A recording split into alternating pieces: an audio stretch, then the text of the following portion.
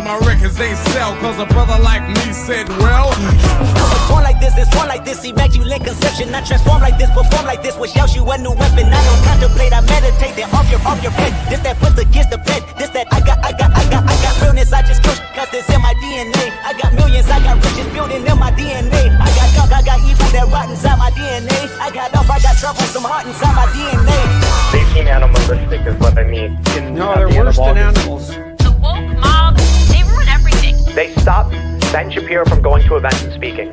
They stopped Ann Coulter from doing it. I will never surrender even a single inch of ground to a pitchfork mob. You never cave to the mob. We will never bow to the mob. Ever. No matter what. Do you see the final expression of cancel culture in terrorist groups like... We'll see who cancels who. They want you to comply. Oh, that intro is so good. Holy shit. That's so good. I'm glad you all liked it. I spent a lot of time working on that one. Oh, shut the hell up. Yeah, how was your weekend, friend? Because mine was working with Mike all weekend. And I love how today we realized there was a fuck up.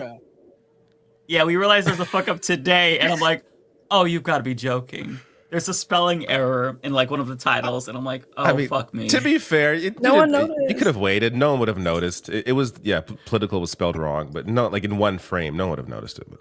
Yeah, I patched it. We'll have a better intro soon. We are, for those who are curious, the cartoon is coming back. It's just being revised to add Ariana. And we also have, actually, I won't spoil the other surprise. Lance will have that for us soon as well. But welcome, Ariana. Thank you so much for having me. I'm so excited to be here, and the chat is so supportive, so it makes me even feel like I'm more at home. So I'm so excited. Prepare to be sick of me. I'm just kidding. It's a TikTok sound. But thank you. I'm so excited to be here. If they're not sick of me, then they won't be sick of you.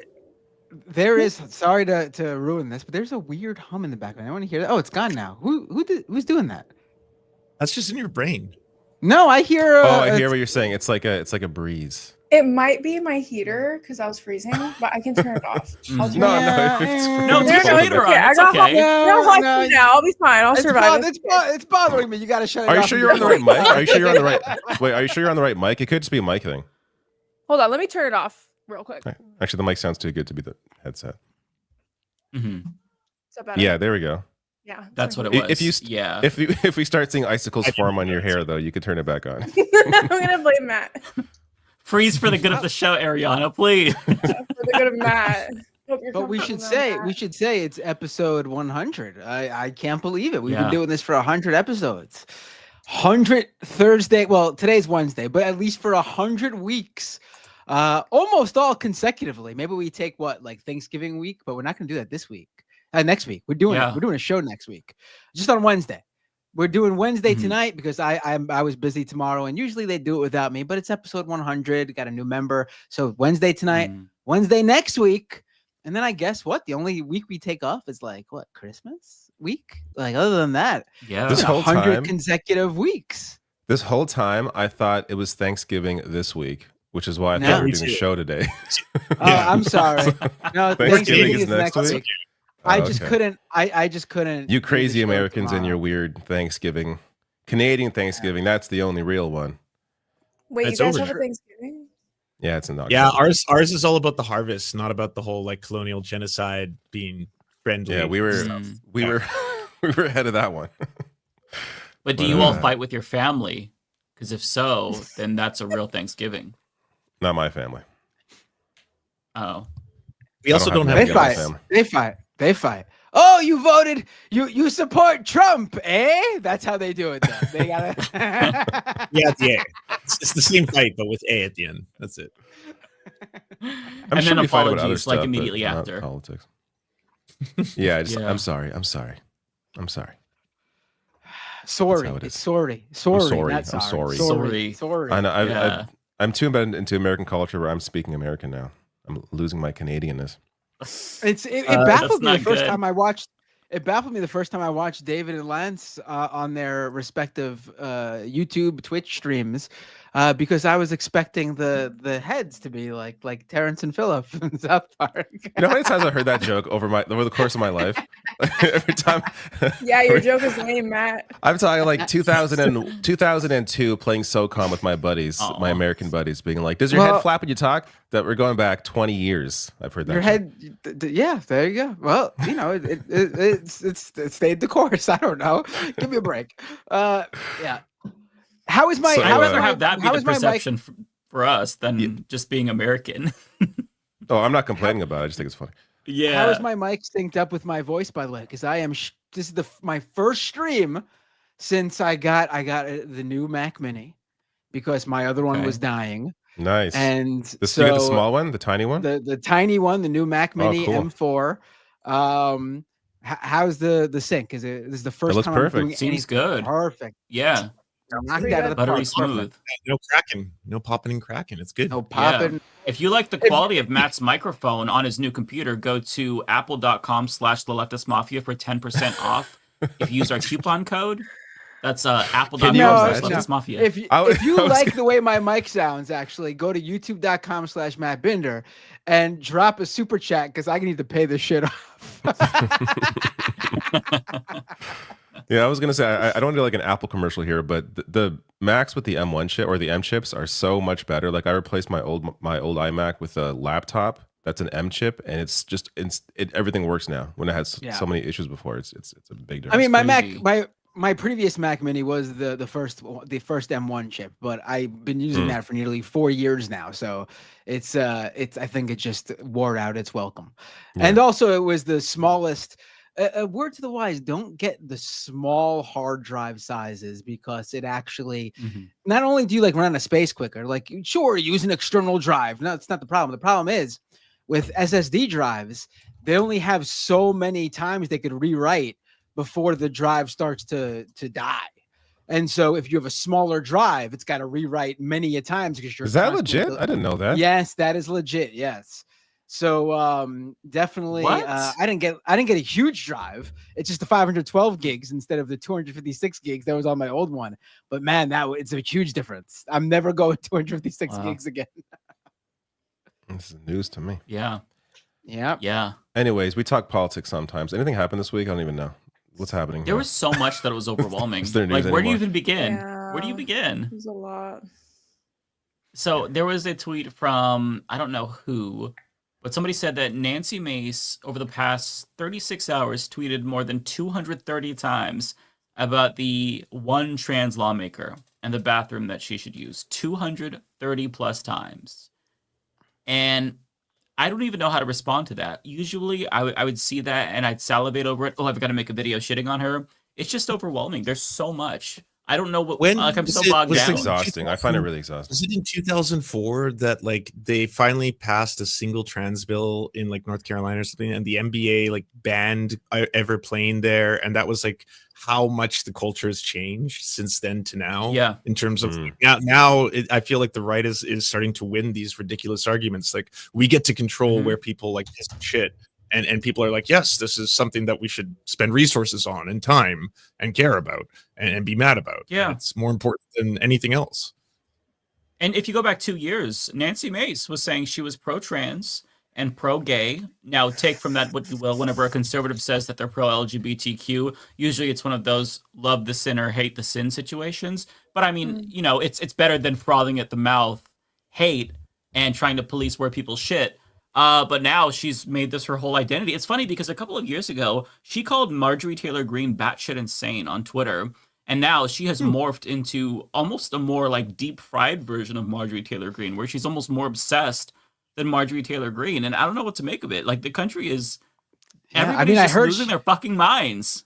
I heard she used to listen to Leftist Mafia, Hassan, and Chapo Trap House too. I mean, come on, it's very clear what's going on. She's an opportunist. She's the most clear opportunist I've ever seen. She goes with whatever way the wind is blowing. She is. Did you hear the story about how on January 6th, during the storming of the Capitol, apparently this had leaked afterwards, but apparently she had discussed with her staffers about going into the mob in order to try to get assaulted so she can use it to garner attention for herself.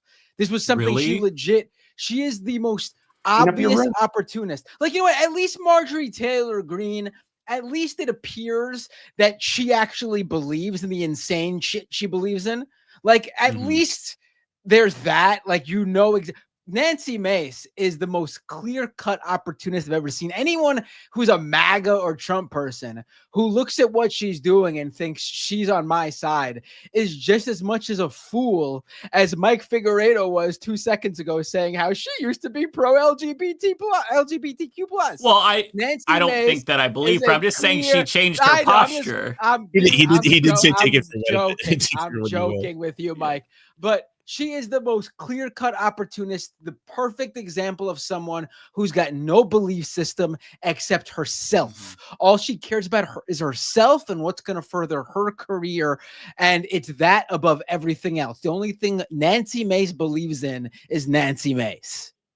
Sounds like you're describing the Republican Party in totality. Right. Yeah, that's a lot of them. Right. Well, no, there's a number of them who are ready to go down with the ship if it means that they're. I mean, look at some of these guys on abortion. Like some of them were ready to go down with the ship if it meant losing on abortion rights. Like they got what they wanted in terms of Roe v. Wade being knocked down and the issue being sent back to the states. And they were willing and ready to lose. I mean, they've lost.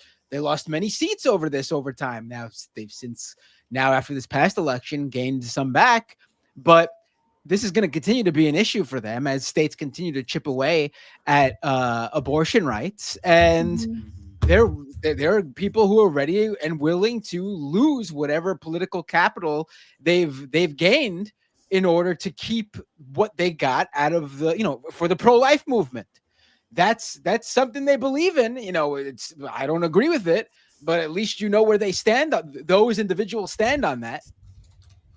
I think they realize that policy doesn't matter now. All they have to do is wait out the clock. They could do unpopular shit and then lose power and then just wait until something changes, the economy, goes south, and then automatically it'll be an anti-incumbent election and they'll come right back in. Because that's what happens. Like the country oscillates back and forth every single election almost. And I was listening to this focus group that Axios talked about. These were people who voted for Hillary in 2016.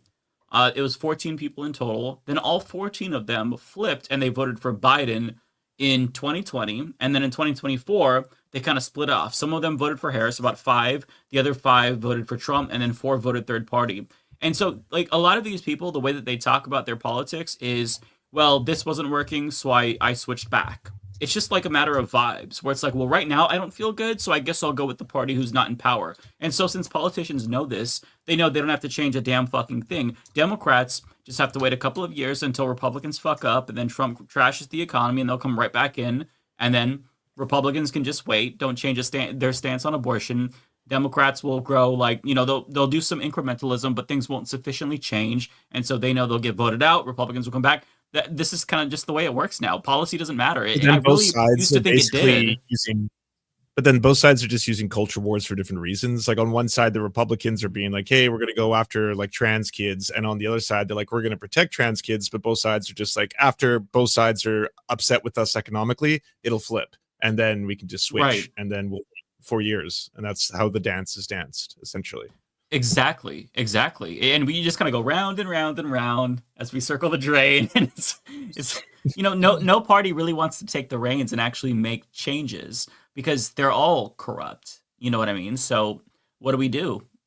Like, we could talk about, and I've been thinking about this too. What do we do? Of course, Democrats need to embrace Bernie Sanders style politics, but they're not gonna. There's this talk about the DNC race that's coming up. Rahm Emanuel wants to run again. When he was in control, they lost 1,000 seats across the country.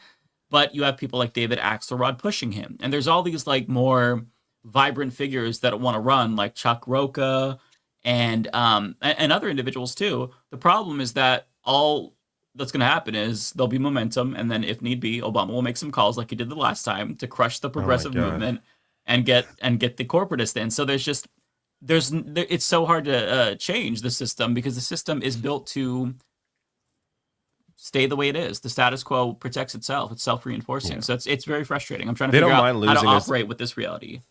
They don't mind losing as long as they still maintain power. That's what it is. And it's exactly to get around that involves like investment and money, and this money is not on the side of the people that want to change it. Like, it's just it seems like an impossible thing. But that's why, worker power is more important. Unions are more important. Yeah, also, it's why I feel like. think. Sorry. No, go ahead. No, go ahead. I feel like this might be a hot take, but I feel like Republicans are using trans people as like a dog whistle. Like, I don't even think they like. I think it's just a scare tactic for them. You know what I mean?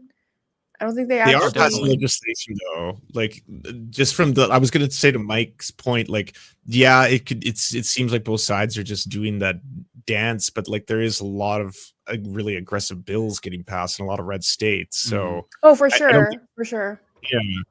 Yeah. But maybe just that I agree with you that it's a distraction in that, like, you never have to hold anyone who actually holds power accountable if everyone always thinks that like people without power are the cause of their problems, because that seems to be the issue going in circles here, right? And we're even susceptible a little bit to that too. Like, everyone right now post that American election is fighting each other, and it's a lot of people who don't really have any real power in society. There was like everyone blaming Muslims blaming the other groups that they thought weren't participating properly, who were then in turn blaming gay leftist voters who were not. But like it just felt like every group that doesn't have power, we all decided to point guns at each other and fight, and the people I think in the background laughing are the elites or just essentially the rich.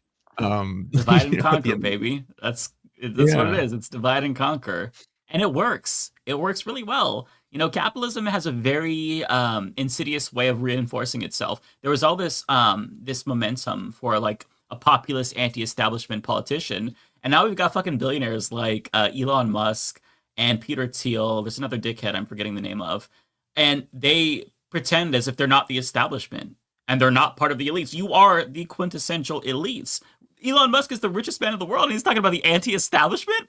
I mean, it's like they're fucking gaslighting us. It's so Orwellian. And then they use Orwell too. They stole that. They co-opted everything. So whatever a popular groundswell rises up in the country and tries to take control. Let's say there's like this will never happen because Americans are too brainwashed and stupid. But let's say a communist movement pops up. Hundreds of thousands of people take to the streets. Corporate America would co-opt that shit like motherfucking that. They would start selling T-shirts of it. We'd see it in pop culture. It'd be the sanitized version. It'd be a corporate communism. They would love that shit. It's just a marketing opportunity. Like, there's almost nothing you can do. I'm not saying give up, but there's almost nothing you can do to get around all of the power they have. There's nothing you can do. It's all hopeless. I'm not saying give up, but it's done. It's done. It's done. Okay, it's done. I mean, I don't know what to do in that situation. Like, it's crazy. I feel like that happened in 2020 though. Like, we had this whole uprising, and then it became super corporatized. and then that corporatization of it started like kind of like doing this like boomerang thing back, because then Republicans started using DE&I against us, saying, oh, DE&I, like woke, whatever. So yeah, like Mac, I think you're totally right. Like it's so hard. I don't know. I felt like in 2020 we were actually seeing some sort of movement, but the George Floyd Act hasn't even passed yet. It's been like 4 years. That's my point. It's so frustrating. Yeah. I mean, think about rainbow capitalism, for example. Like, people fucking hated LGBTQ plus people. They still do. And then corporations co-opted that shit. And then the second that public perception turns on queer people again, they bail. Target removes their pride section, or they shrink it. It's just, they're such opportunists, and they take everything away from us. And that's how it is. that's capitalism. But, you know, it's annoying. That's what you can do. I don't have a point. I'm just saying it's fucking annoying. What a wonderful world we all live in. Oh my God. Any good news this week? No, I mean, I don't even know. I honestly have had to just like step away. That's like, kind of me. I do more videos than you do, and I'm just like am I gonna get? I want to talk about? Like, am I gonna get outraged over every single Donald Trump cabinet pick? No, I cannot. It's not possible. I mean, he's gonna nominate Linda McMahon to head up the Department of Education. What do you say to that? Well, there's a lot I could. I thought you'd be excited about that. That was the one I enjoyed, actually, not because I'm happy about it, because there's a lot of. I made a joke about how, like, oh man, when I was a kid, I was like, oh man, I wish there was like a pro wrestling class in school. And now it's like years later, the monkey's paw, one finger of the monkey's paw. And McMahon is now heading up the we're so good. I will say it is amazing how Donald Trump's found a way to nominate a cabinet pick, to nominate a cabinet full of pedophiles, sexual assaulters, people who aided and abetted those things. I mean, even Linda McMahon, David Bixenspan, a great pro wrestling journalist, published an article just a couple of weeks ago about how Linda McMahon knew about this. It was called the Ring Boy scandal, where basically one of the guys who worked for the WWE back in the day, like back in the, I think, like late 80s, early 90s, he was molesting the young kids who would help set the ring up. Jesus. She apparently knew about it, and they fired him, and then they rehired him after they made him promise not to touch little kids anymore. And of course, he did. You know, they rehired him. Of course, he did. What? Yeah. He touched little boys again. Yeah. And oh my God, that's horrifying. Jesus.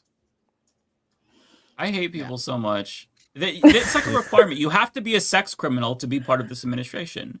Before, that used to be disqualifying. Somebody made the point on Twitter, or Blue Sky, I don't remember which one, that like one of these picks would have been a major scandal, and it's just one after another after another. Dr. Oz, Matt Gaetz. I mean, and then John Fetterman might vote for Mehmet Oz. I mean, what a clown show we are. Because everyone's capitulating to power. Have you seen how fast that happened? Vice News is like now pro-Trump, pro-Elon Musk. There's like the Joe Scarborough. Vice News? What? Wait, I didn't see Vice News. What? Yeah, so if you go to The Intercept, there's a story on how Shane Smith and Vice News are now praising Trump, going after immigrants, calling them illegals, and like they're completely like, you know what, we're pivoting to the right. The same thing with like Joe Scarborough now doing this whole like, hey, Trump was a fascist. No, he's not. We're going to Mar-a-Lago. He was misunderstood. And then the funniest one being the jank one of TYT, where he's like, I was never listened to once by the Democrats, but now Elon is responding and saying that he's going to listen to my ideas on the Pentagon. Oh yeah, I saw the jank one.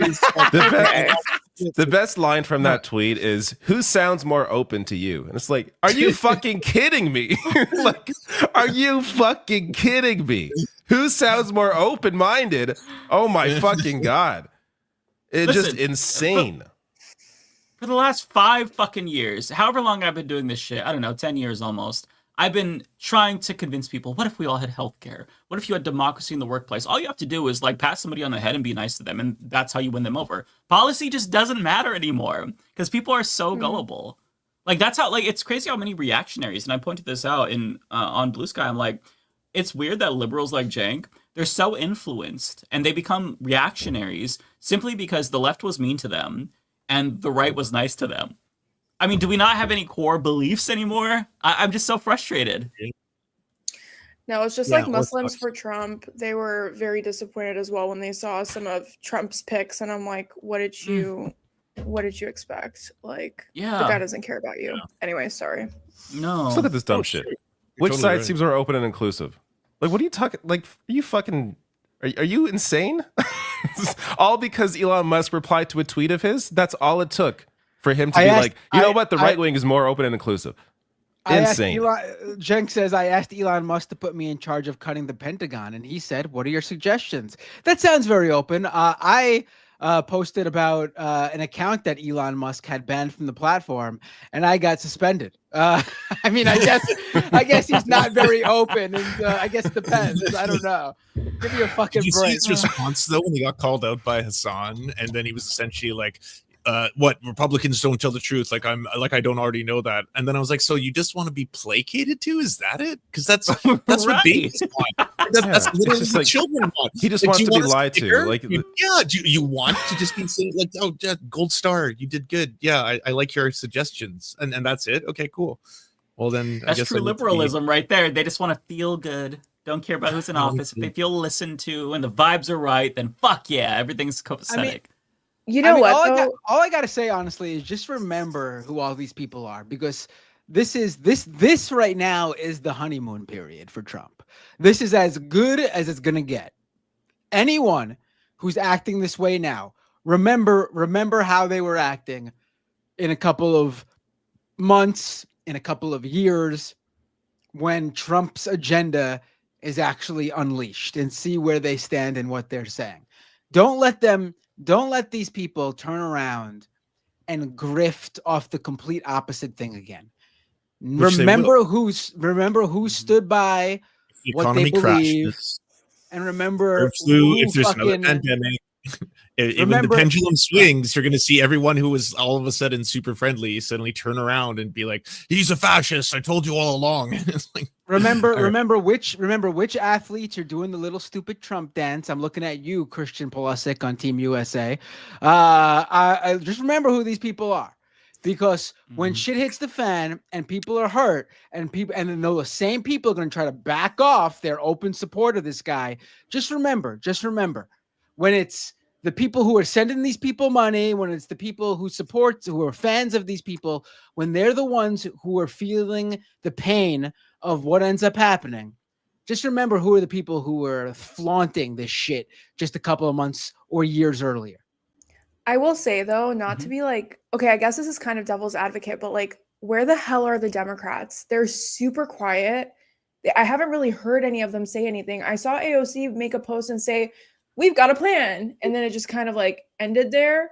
But it's like, you guys were running off of Project 2025. This is so scary. This is going to be so bad. And now I'm hearing nothing from any Democrat leadership.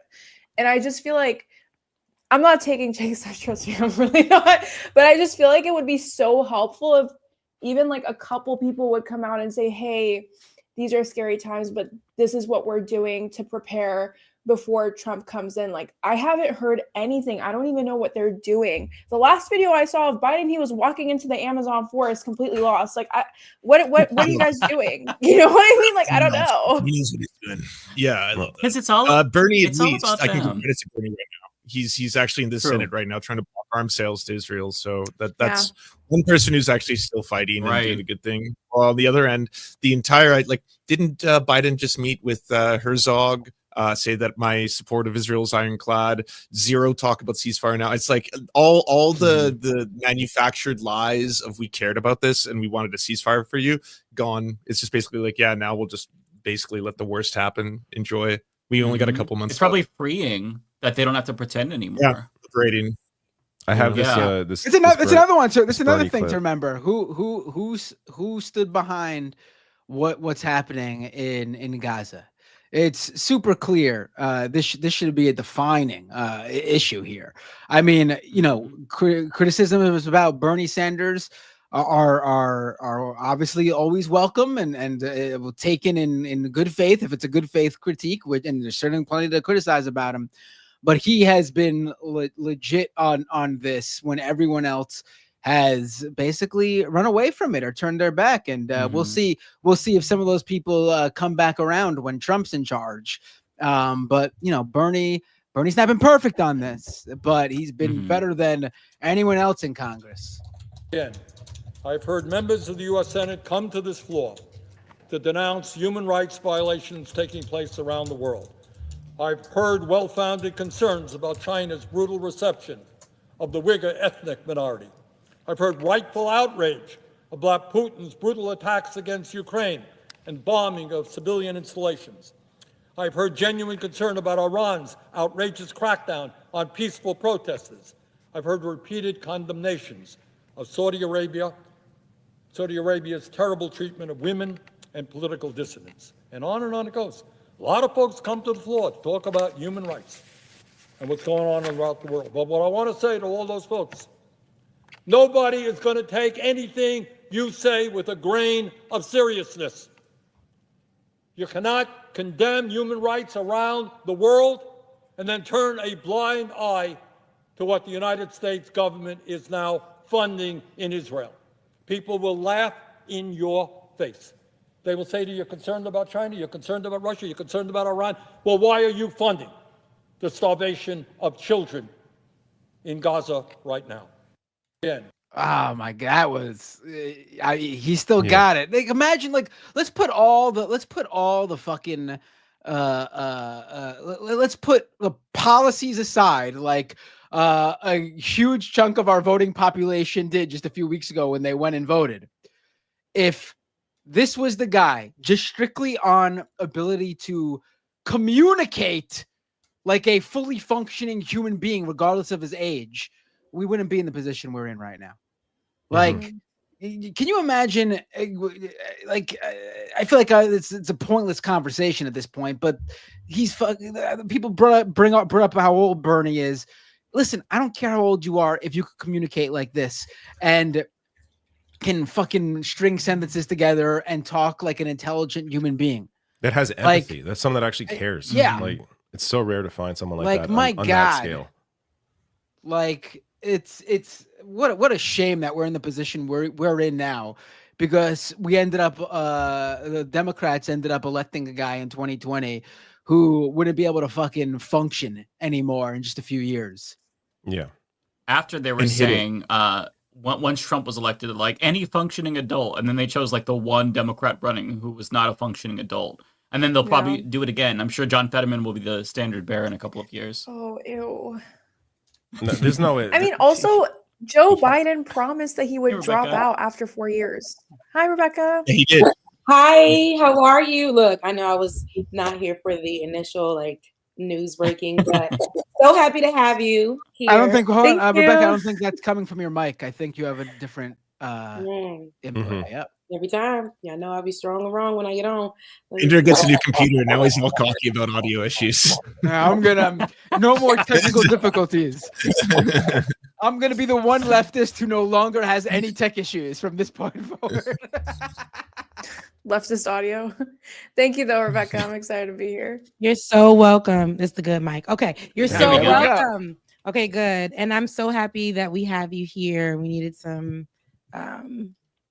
more women on here, so it's great having you on. Thank you. Now we need more white men to continue. Yeah, we gotta bounce this back out again. The ratio's all thrown off now. Yeah. You get 4 more white men. It's only 4-2. It's terrible.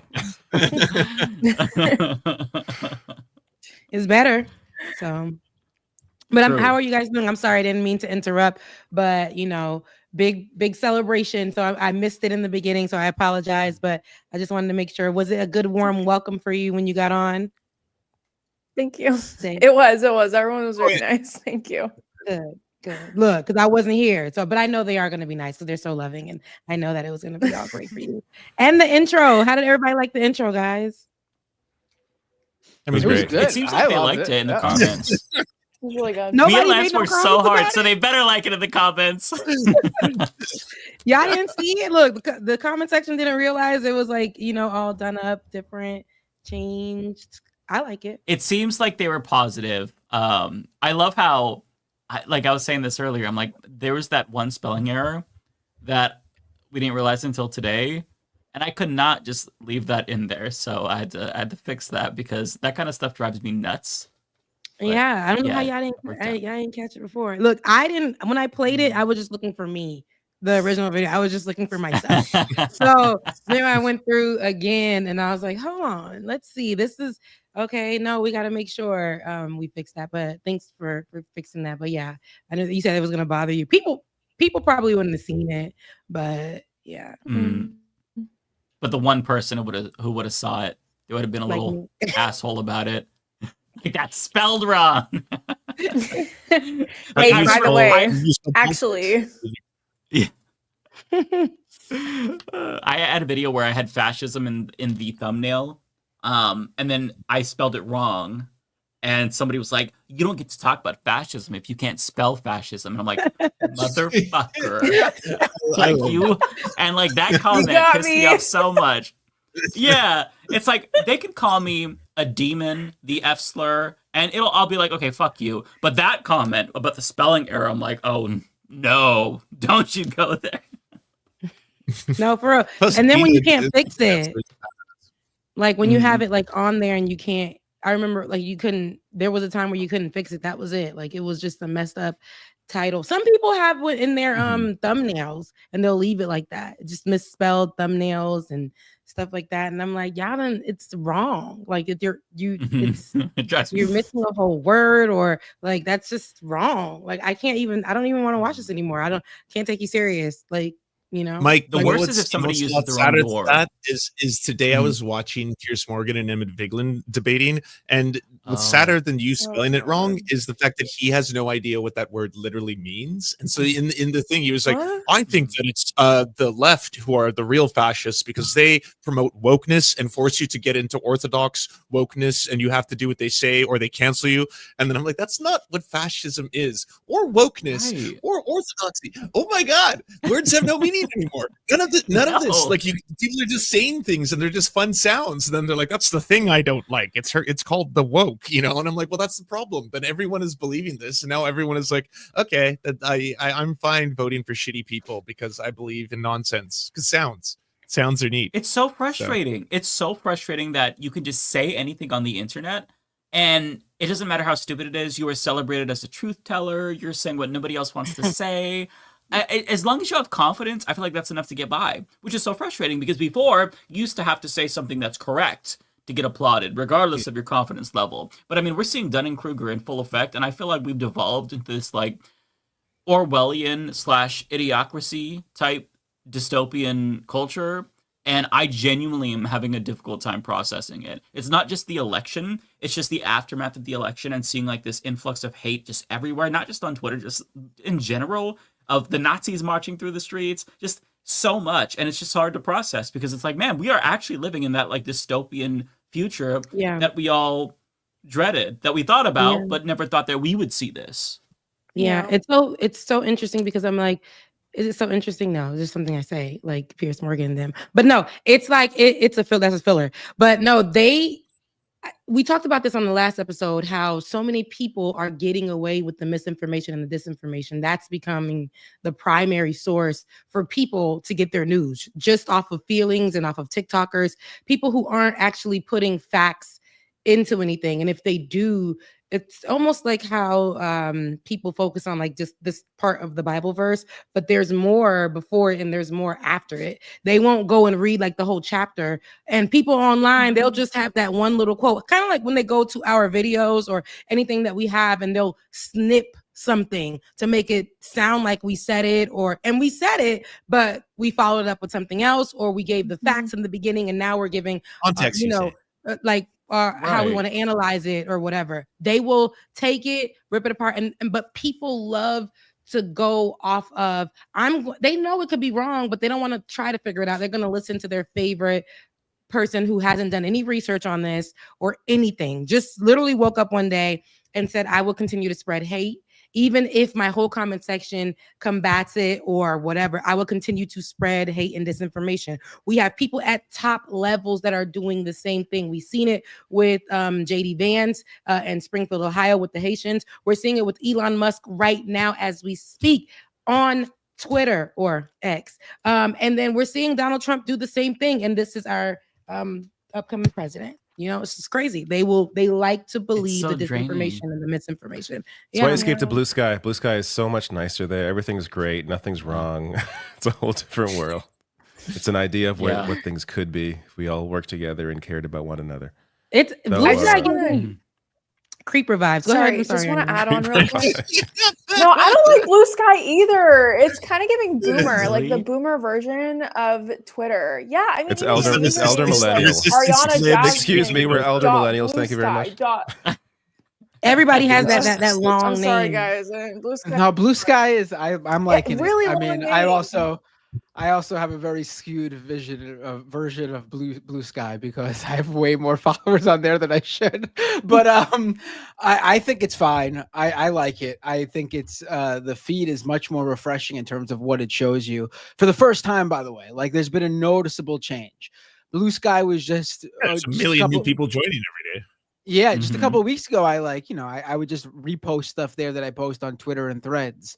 And now it's like, no, this is its own thing now. Like like Lance just said, every day a million new people have been signing up for it ever since the election. Like I haven't, as someone who's covered Twitter/X since Elon Musk acquired the company, there's been a number of attempts to leave Twitter for another place, whether it was Blue Sky or Threads or other alternative platforms that are many no longer exist, and nothing was ever just like more than maybe a few thousand, maybe a couple 10,000 people going there, and it was like a quick blip. Maybe it lasted a day or two or three, and that was it.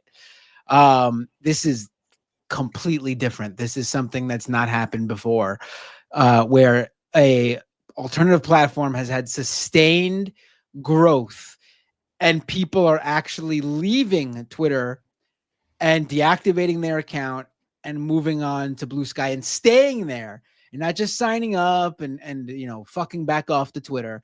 They're actually staying there and using it. Just this week, Blue Sky surpassed Threads in daily active users. Wow. And MILF Hunter. Blue Sky. That's on the app story. Yeah, it was like Blue Sky, MILF Hunter, something, then Threads, then something else. Yeah. That's by the way, Paul, I'm on Blue Sky and MILF Hunter. I'm on MILF Hunter as well. Yeah, at Humanist Report on MILF Hunter. Yeah, I would say the feed on MILF the Hunter is much better than any of those sites, but I mean Lance would know about that. But I do think there's movement. Sorry. MILF Messenger is number 2. It goes Blue Sky, MILF Messenger, Threads, Instagram, Facebook. Hunter sounds a little. I don't know if that's So MILF Messenger is the number 2, right? Yeah, it's a real a little too aggressive. It's the number 2 top charts for social and communication. But number 1 is Blue Sky. Threads is 3, Instagram, then Facebook. But I'm guessing MILF Messenger costs a lot less than Threads, Instagram, or Facebook. What's on MILF Messenger? Well, there's only one way to find just out. some moms hanging out. Oh God. Well, all right. Look, I'm gonna see about that. But no, I can't. I'm not a mom. But on Blue Sky, I remember months ago when people were leaving Twitter. I want to say it was months ago. It could have been a year ago. I don't even know when I signed up for that thing, but but I remember you had to get a link sent to you to get in it. And so I did. I know Olay sent me a link and I went on it and I was like, I don't know. It was so basic that I didn't know. I liked the fact that it was weird. It was so strange. There was all these weird terms and people were talking about Alfstong and there was instead I was out of there. Skeets, they were called skeets and all that kind of stuff. And that's when David, you were like, it's too weird over there. I don't like it. Yeah, it was like, that's when I was like, I don't want to be here. When it's you're developing out of But nowhere, now the culture's changed there. It actually it reminds me of what Twitter was like in like 2010, 2011. Like it. That's the vibe I get on Blue Sky now. It's just like it's nice. It's so blue, right? It's and nice. It's giving me a little bit too. Maybe I just have to get on there and get my algorithm. I think you would like it going. again. Yeah, same. Yeah. Yeah, because I would just say got give on it there a another few try. days ago. I got on there a few days ago. People were nice, and a lot of people they found me, and I had to find me because I didn't even know. When it was on the last episode, y'all were like, "Are you on Blue Sky?" And I'm like, "I feel like I am." Then I downloaded it again, and I was there. So, but and people were following me already. But when I went on there, I don't want it to be overly left. Like when I say that, it gets real like. Talk about like post a coffee mug or something. It's so I need a little bit of political break for me, and I just There's much like more balance now. Yeah. Okay. So For I'm gonna sure. check it out then. I think there is like my feed is a lot of dogs. A lot of dogs. A lot of people just like posting the scenery, and I stopped to look at like this picture that somebody shared. I'm like, that's really nice actually. This is beautiful, and I don't have to scroll down and see a Nazi after that. You know, it feels refreshing. That's the main thing that I've noticed actually. Like that to me is more than anything. Twitter is basically just like you fucking post something and then your replies are just all blue check marks. You want to know what bullshit Nazis for think about engagement. anything that I say? You got an app for that. That's the everything app. Anything I think of, I can know what Nazis think of that opinion right away, instantaneously. Like 20 of them. They'll just fill up the replies, and they're all real Nazi angry. messenger. Blocks on Blue Sky though are like they're encouraged. Like people like there's a culture of like just ignore these people, block them, and they go away, and no one talks about them. I feel when the they're gone. same way about Threads. I know we tried Threads like we said we're gonna try it like a year ago, and we got on there. I got on there and I walked away, but then I came back one day and I said, you know what? I'm just gonna talk to. I need to talk, right? I'm just gonna talk to the sky because I don't know where it's going, and sometimes it goes somewhere, sometimes it doesn't. But my algorithm, I love it. I get on there and I'm interested in almost everything. And if I'm not, I swipe it to the left and I won't see it again. Or when my tweets do go somewhere and it picks up some, people are, reposting it. I get a lot of likes on it. Or not my tweets. What do they call my thread? When they do something and like it might go viral on Threads or something randomly, people get on there trying to talk crazy, baby. The way that I put hide for everybody, no one will hear you. No one can see you. No one can see anything that you're saying that's rude. This right here is my damn thread. And I don't want anybody to see your comment. And they won't. It just goes to wherever it goes, but nobody in this space will see it. They won't even tie us together. So I love that I can control what is said on my stuff, especially when people be mean or whatever the case may be. I love that. So when I go to Blue Sky, like I said, it just my eyes can't handle the way it's just so and I've been left Twitter. Y'all see me, I rarely post over there. I'm only there for real to check our DMs. And other than that, I would delete it. I would really delete Twitter a long time ago. I went on there. Every time I pop up on there, I will see like Elon Musk literally posting something racist, something against women, something like recently it's the Miss Universe, I believe it was. And oh my God. And that comment that he made about the white girl who won. And then there was Chidima, and I don't know the white girl's name, so I don't want to be disrespectful because she did win. But then there's Chidima, who won, and she was first runner-up, and she won Miss Nigeria. And I don't know why he went and was like made this comment about we got this. I think she's born a woman, and we're back to nice size, healthy size, born a woman. We're getting back to normal or something that wins the saying that she wasn't trans. She was born a woman and that she was healthy sized, slim or whatever the case may be. And it just gave. I'm like, why is this man? And he's part of the people. He's part of the Trump's super team. And I can't do it. Guys. No, you know what the biggest gag of that is though? Miss Universe is literally owned by a trans woman. Really? I didn't know yes. that. Really? Didn't know. Yes. Miss Universe is owned by a trans woman. I didn't know that. Oh my Cool. God. Yeah. The more you know. That's really cool.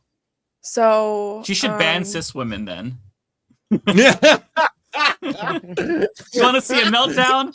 Ban every Yeah, cis you woman can from competing. imagine the right. If you want to talk I would about actually trigger, love to see oh this. my word, the right would lose their shit. That might be the first like actually politically active thing that could happen. They would get so mad they would be ineffective in any other way. They couldn't organize. Yeah. They couldn't actually control government. They would all just like quit. They would be like, oh my god. They would start shitting their pants, frothing at the mouth. So I never paid attention to this stuff, but the reason why I saw it was because of the Nazis on Twitter. So I saw it was an America First post or whatever, where it's like, oh, this woman is the first blonde-haired, blue-eyed woman to win in 20. I'm like, this is straight up like Nazi propaganda we're seeing. Like this is Nazi, like literally Nazi shit. What? Why? And they what were the fuck? They in the video you can see after they called her the winner, the first runner-up again was Miss Nigeria, who already has stress because she's actually born in South Africa. South Africans didn't want her because they said she was her parents is Nigerian. So then she had to go through that whole thing, and Nigeria picked her up and got her all the way to Miss Universe. And she was first runner-up. And when she walked away after they called the winner for the young woman who won, which I mean, like she won, right? That's it. But when she walked away, you can look in the background and the whole crowd runs up to her, the black girl, the first runner-up, and the other girls just standing there. And I guess a lot of white people took offense to that, so they took online. And they were like, oh my God, she's the winner, and she should have been the center of attention, and she should have. But the story of the first runner-up, I think, was in everybody's hearts, and for her to win first runner-up and how she got there, I think was more so like, so they went to go love on her. But them white folks was mad online. They was upset. So I think, all the Nazis got out, and then they, it got to Elon, and Elon posted something. I'm like, how can this man be in charge of Twitter and be so hateful and it's so, I want to get away from that. That's not my life. It's just so much hate and evil that spews from that thing. You turn it on and it's just like bad. It's dark. It's so bad for your mental health. Yeah. And I think it's really important now that people find something that can actually help their mental health, because you have to take care of yourself before you can take care of anyone else. And right now, everything always consistently seems like depressing and dark. And I keep telling everyone, you need to like find that activity, whether that be like, walking your dog or loving one of your friends or something like that, that can actually improve the quality of your mental health before you can then start helping other people or start working on other stuff, or even organizing in like, your workplace or something like that. And that whole scene, I don't know. I've never understood it. It's always seemed like something like, why do people spend time, fixating this one trait of a human being, beauty? I don't know. They said she's the most beautiful. And the girl's gorgeous. The girl who won is gorgeous. The girl who was first, all the girls are gorgeous. But here they are creating this divisive conversation again. It's about race. They want to put it in all kinds of other things, but it's about race. And it's also about how they're fat shaming as well. Just everybody is getting astray from this whole thing. And I'm like, what the hell what trans people had? No trans person said a thing. And here we are. She's, we got somebody who was born, biologically a female, or who's really a woman. Like, it's just, who said, nobody said nothing about nothing. And here you are bringing this divisiveness. Yeah. Can't even celebrate and the these girl. are the same people who say that the left is always talking about identity politics. They make everything about identity politics, white identity politics, or cis politics. Like that, they are literally the ones who won't shut the fuck up about trans people and race and gay people. Like, do you think that like queer people want to be talked about? Like, we want to like fucking smoke weed and play video games. I don't want to like talk about my rights. I don't want to talk about that shit. They don't think you do that. They don't think that queer people are normal people. They don't think black folks are normal people. They don't think brown folks are normal people. They just feel like you have to be white, and white is right. Yeah. And that's it. White is right. Every minority is a threat because they're becoming the minority, and their fear is that they'll be treated as poorly as they treated minorities. That seems like what it is. Like, that's why you hear about this whole slogan, the white supremacist slogan of diversity is white genocide, because they feel like, oh, we're disappearing. It's like, shut the fuck up. You want to be the oppressed so bad. They really want to be oppressed. They want to be victims so bad. They walking around talking about oppression, and I'm like, but do you? Here you go. Y'all want to take oppression now? Y'all want to walk around and be like, oh my gosh, we are reparations for whites because people were That is teaching fucking about mind-boggling. Black history. Reparations That is for white people? mind-boggling to me. No, Because White they want us to History help- Month. Like, Right. Yeah. Let's do it. Let's That do White sound- History Month. That sounds like something that Let's they talk about it. just said to like trigger people, like reparations for white people. That had to be like just a way. There's no way. He's really trying to do You're it. He serious. said for the ones who really try. He said this. He said, and it's going to affect education. It already has in Florida. They've for white folks who had to go to schools where they had to be taught, forced African American history, and those who went to schools they're going to sue or plan to sue HBCUs, which you guys know I graduated from the #1 in the nation, Florida A&M University. But they're going to sue. They plan to sue HBCUs because they say that they shouldn't be just Black centered or putting priority on Black students going into the schools. Those schools were made because we couldn't go to the white schools, so it just doesn't make sense. And then the capital funding for businesses. There was the Fearless Fund with Arian Simone, who was also a FAMU grad, by the way. She was one of the only group of people who made the capital business funding for Black businesses. And one of, I think like the percentage is really low, like 1% that's in capital funding for that. And she got sued by white folks and it got all the way to the Supreme Court because they were upset that they had this funding for just Black businesses. And the Supreme Court ruled it as racist and she can't do it no more. And that was like literally a program to help Black folks. So here is what they're trying to do. They're saying that they're oppressed. There should not be programs that are only for Black. The reason why these things exist is because systemically we are on the bottom of the list for any of that. So we create our own and we help our own. That's how we do it. That's what they do. So we have to do it for ourselves to get education, to get money for businesses, to get grants to go to school, and they're saying, and then to teach us the right way about our history and not what was given to us, as lies. There's actual truth about our history in America and around the world. And they've taught us lies or omitted a lot of the truths.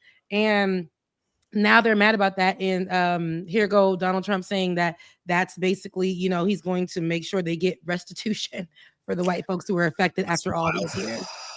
I mean, this has happened in history too. Like the feminist movement was completely divided. Like white women wouldn't accept brown and Black women. So brown and Black women had to go off and do their own feminist movement. And then white women were doing their own feminist movement completely separate. Like this isn't the first time this has happened.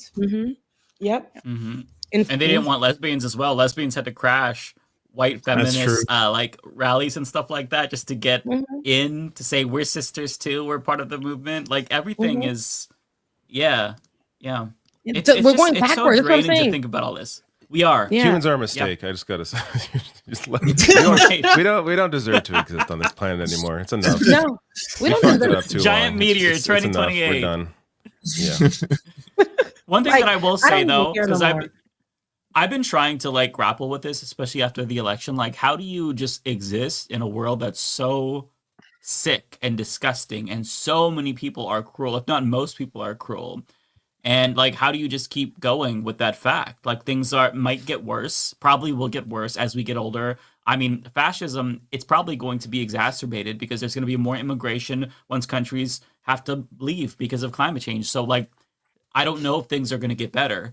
But like, so how do you just exist? And this is something that I've been trying to grapple with lately and not go crazy. Part of it is go ahead. Go ahead. No, you were about to get profound. I was like, I'm interrupting him just as he's getting profound. That's terrible of me. Go. You were getting deep. Go. No, I was just gonna say. So the thing that's helped me cope a little bit is a quote from an anime that I watch, and I shared this in a video. Oh God, I regret it. I'm interrupting. You're gonna get deep. Here you go. I want to hear this. Yeah. Me too. So there's a character named Mikasa in my favorite anime, and she said, "This world is cruel, but it's also beautiful." And I'm like, oh my God, that really that hits so hard. Because I was thinking about like Palestine and stuff like that. And it's like, yeah, it's true. It's undeniable that the world is so cruel. But even if you look at like Palestinians, we've just like for the past year, we've been watching them die but we haven't watched them live. And there's like, you could see the beauty in the world just through them, the ones that are trying to make it. Like, so I've been seeing these TikToks, like there's these two young boys, they wanted to make hot chocolate in Gaza. And so they had to find the equipment and the ingredients. So they like went on a mission together, and they went to find hot chocolate. And by the end of the TikTok, they did it. They made hot chocolate. And they're like, that's not bad. Not bad. And like the way that they did it, their friendship was like, oh my God, like you're seeing them walk through the rubble and you're like, holy shit.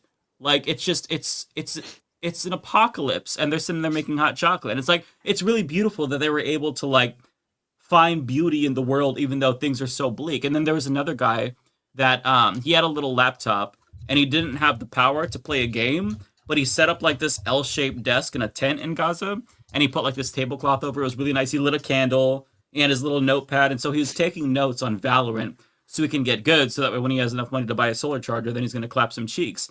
And he was just like showing it off. He was really like proudful of it. And it's like, man, the fact that like you can find like beauty in like in a war zone like that, where you're literally undergoing a genocide. Like it's an undeniable truth about the world, where it's like, it's so fucked up and cruel, but it's also beautiful. Just like the people who care about Gaza, just the people who are shedding tears, that's beautiful in and of itself. So like, even if things don't get better, it's still good that we can find beauty in the world, even if it's in little things like art or music or just hugging your fucking dog. Like it's bleak, as sad as it sounds and as bleak as it sounds, like that's all what makes it all worthwhile. So that's kind of like, that's my profound pitch. It's good to hear you optimistic. Like I don't often hear you being positive. Oh, I'm not optimistic. Don't be mistaken. I like it. He was so positive. We didn't know where you were going with that. And you went somewhere else with that. Mike, I like that, Mike. Thank you so much. And I feel the same way. Like I can't let. I mean, I still got to live in this world. And so I do feel like I am going to cover this so differently the next 4 years. I'm going to be covering Donald Trump very differently. I'm going to just cover whatever I need to cover, have my conversations, but I will not be covering every little stupid thing that he does. I'm not doing that. We did that for years, and I know that I won't be doing that. That's one thing. Like I started my Christmas early, got my tree behind me.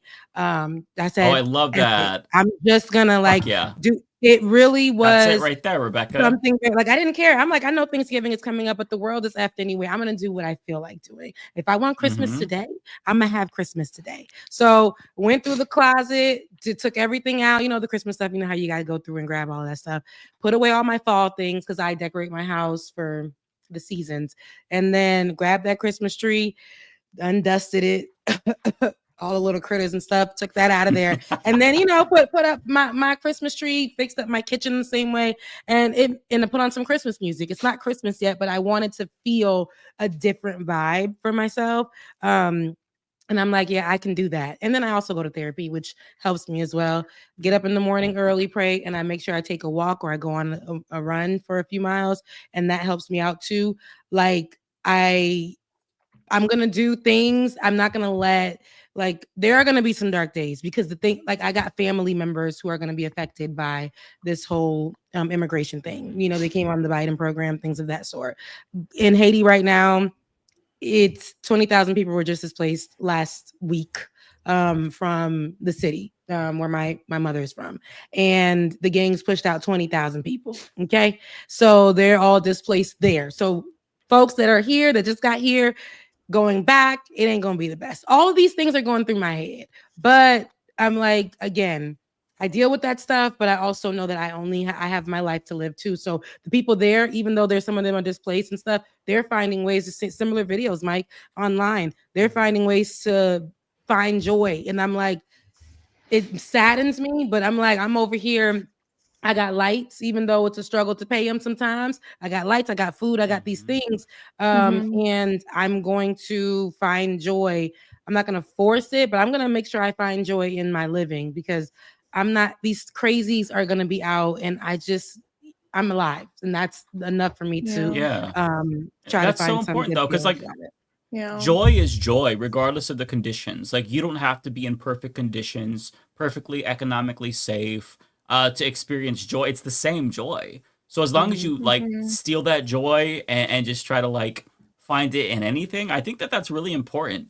like before I would beat myself up about just like, hey, man, I'm sitting here playing a video game and there's so much shit going on. You know, there's genocide, there's exploitation. Like, how can I just like exist knowing all this shit is happening? It's like it eats you away, but it's like you can't. Like, even in the worst conditions, and it's privileged for me to say right now because I'm not in that predicament, but like even in the worst conditions, human beings find a way to not just live but even thrive, and they take joy in the smallest amount of things. And that doesn't make it okay, but it just means that like you've got life, like as long as that is a thing, as long as there is still joy to be found, then there's still like, you know, everything is worthwhile. There's still a reason to wake up in the morning, you know. Mike is preaching tonight. Okay, Mike, this is different from you hating the old folks and, you know, saying F off to the Republican people. You voted for Trump, baby. You came in preaching tonight. Okay. You hate old folks. Normally, that's all he talks about. Normally, that's all Mike ever wants to talk about. The anime really inspired Mike. Anime, yeah, right. Yeah, The watch more anime anime is what I learned from this. Yeah, I gotta watch more anime. Yeah. You're the first I just person finished that anime Attack made on healthier, Titan. you know? Yeah. I mean, you can't pour from an empty cup. You know, I had to learn that the hard way. Like when I first started doing content, I covered Uvalde and it absolutely broke me. And I like quite literally had to go touch grass to be able to even think about doing content. So I feel like the next 4 years, we should all, even people watching, like we should have our little, you know, daily things that we do that give us a little bit more like endorphins throughout the week. You know, like working out, meditating, walking, I don't know, whatever you like to do that gives you joy. Like definitely do it because it's about to be a hard 4 years, you know? Like it or not, definitely is going to be, he's already starting, he's not even president yet. And he's hitting everything that he can.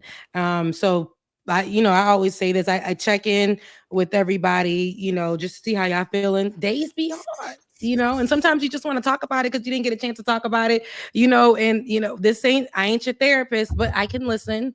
Randomly, just yesterday, somebody who is popular put at 3 a.m. Why was I up at 3 a.m.? I don't know. But at 3 a.m., fighting my own thoughts, I get on Threads and there's this popular person. She's very popular and she's known for giving people inspiring things. She was, I think, had a whole guest ad where she did, and you know, with her nails where she says positive things, right?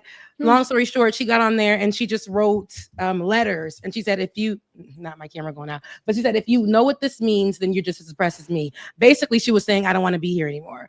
And I was just like, listen, you know, I just poured into her, and I didn't, and mind you, she has a lot of people that are on her page, but nobody ever like picked up on what she said. And basically she was saying she didn't want to be here anymore. And I was just saying, you know, just pouring back into her because that's where her content usually is. And she saw it, and I was like the only person that noticed that. And she saw it, and she was just like, wow, thank you for pouring into me. See, people, you don't even know like how much this stuff is affecting people.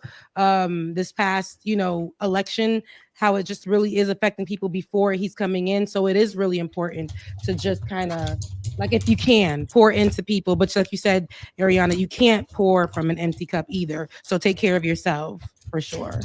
Yeah, absolutely. I mean, I feel like also, I think as creators, we need to be really careful because like a lot of people really fearmonger, especially on the left side of the spectrum. And I just feel like there's so many people that are like literally scared for their life, like LGBTQ plus, like children, you know, so many different marginalized kids. And like, I feel like there's some creators that just kind of hop on and they're like, Trump said he's going to do X, Y, and Z, but like, we don't know if like nothing's been put into effect. Nothing has been made in policy. So I feel like there's definitely like a fine line to walk to where it's like, okay, Trump is doing some really scary things, but like, let's also like be mindful of, you know, and I'm not talking to anyone here specifically. I'm just talking about like people in general and how they speak. Cause there's people that are really genuinely like scared to the point of like having, you know, suicidal ideations or whatever. That's how I feel about the cabinet picks. Like until they're actually there, well, I'm not going to talk about fucking Matt Gaetz or whoever the fuck. Like they're not there yet. Like these are just like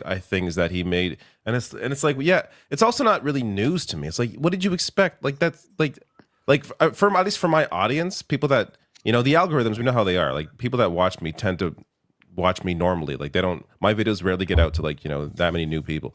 So it's like they don't need to hear about this yet. Like nothing's happened yet. Like it's Yeah. people. And by the way, they know, they see the names.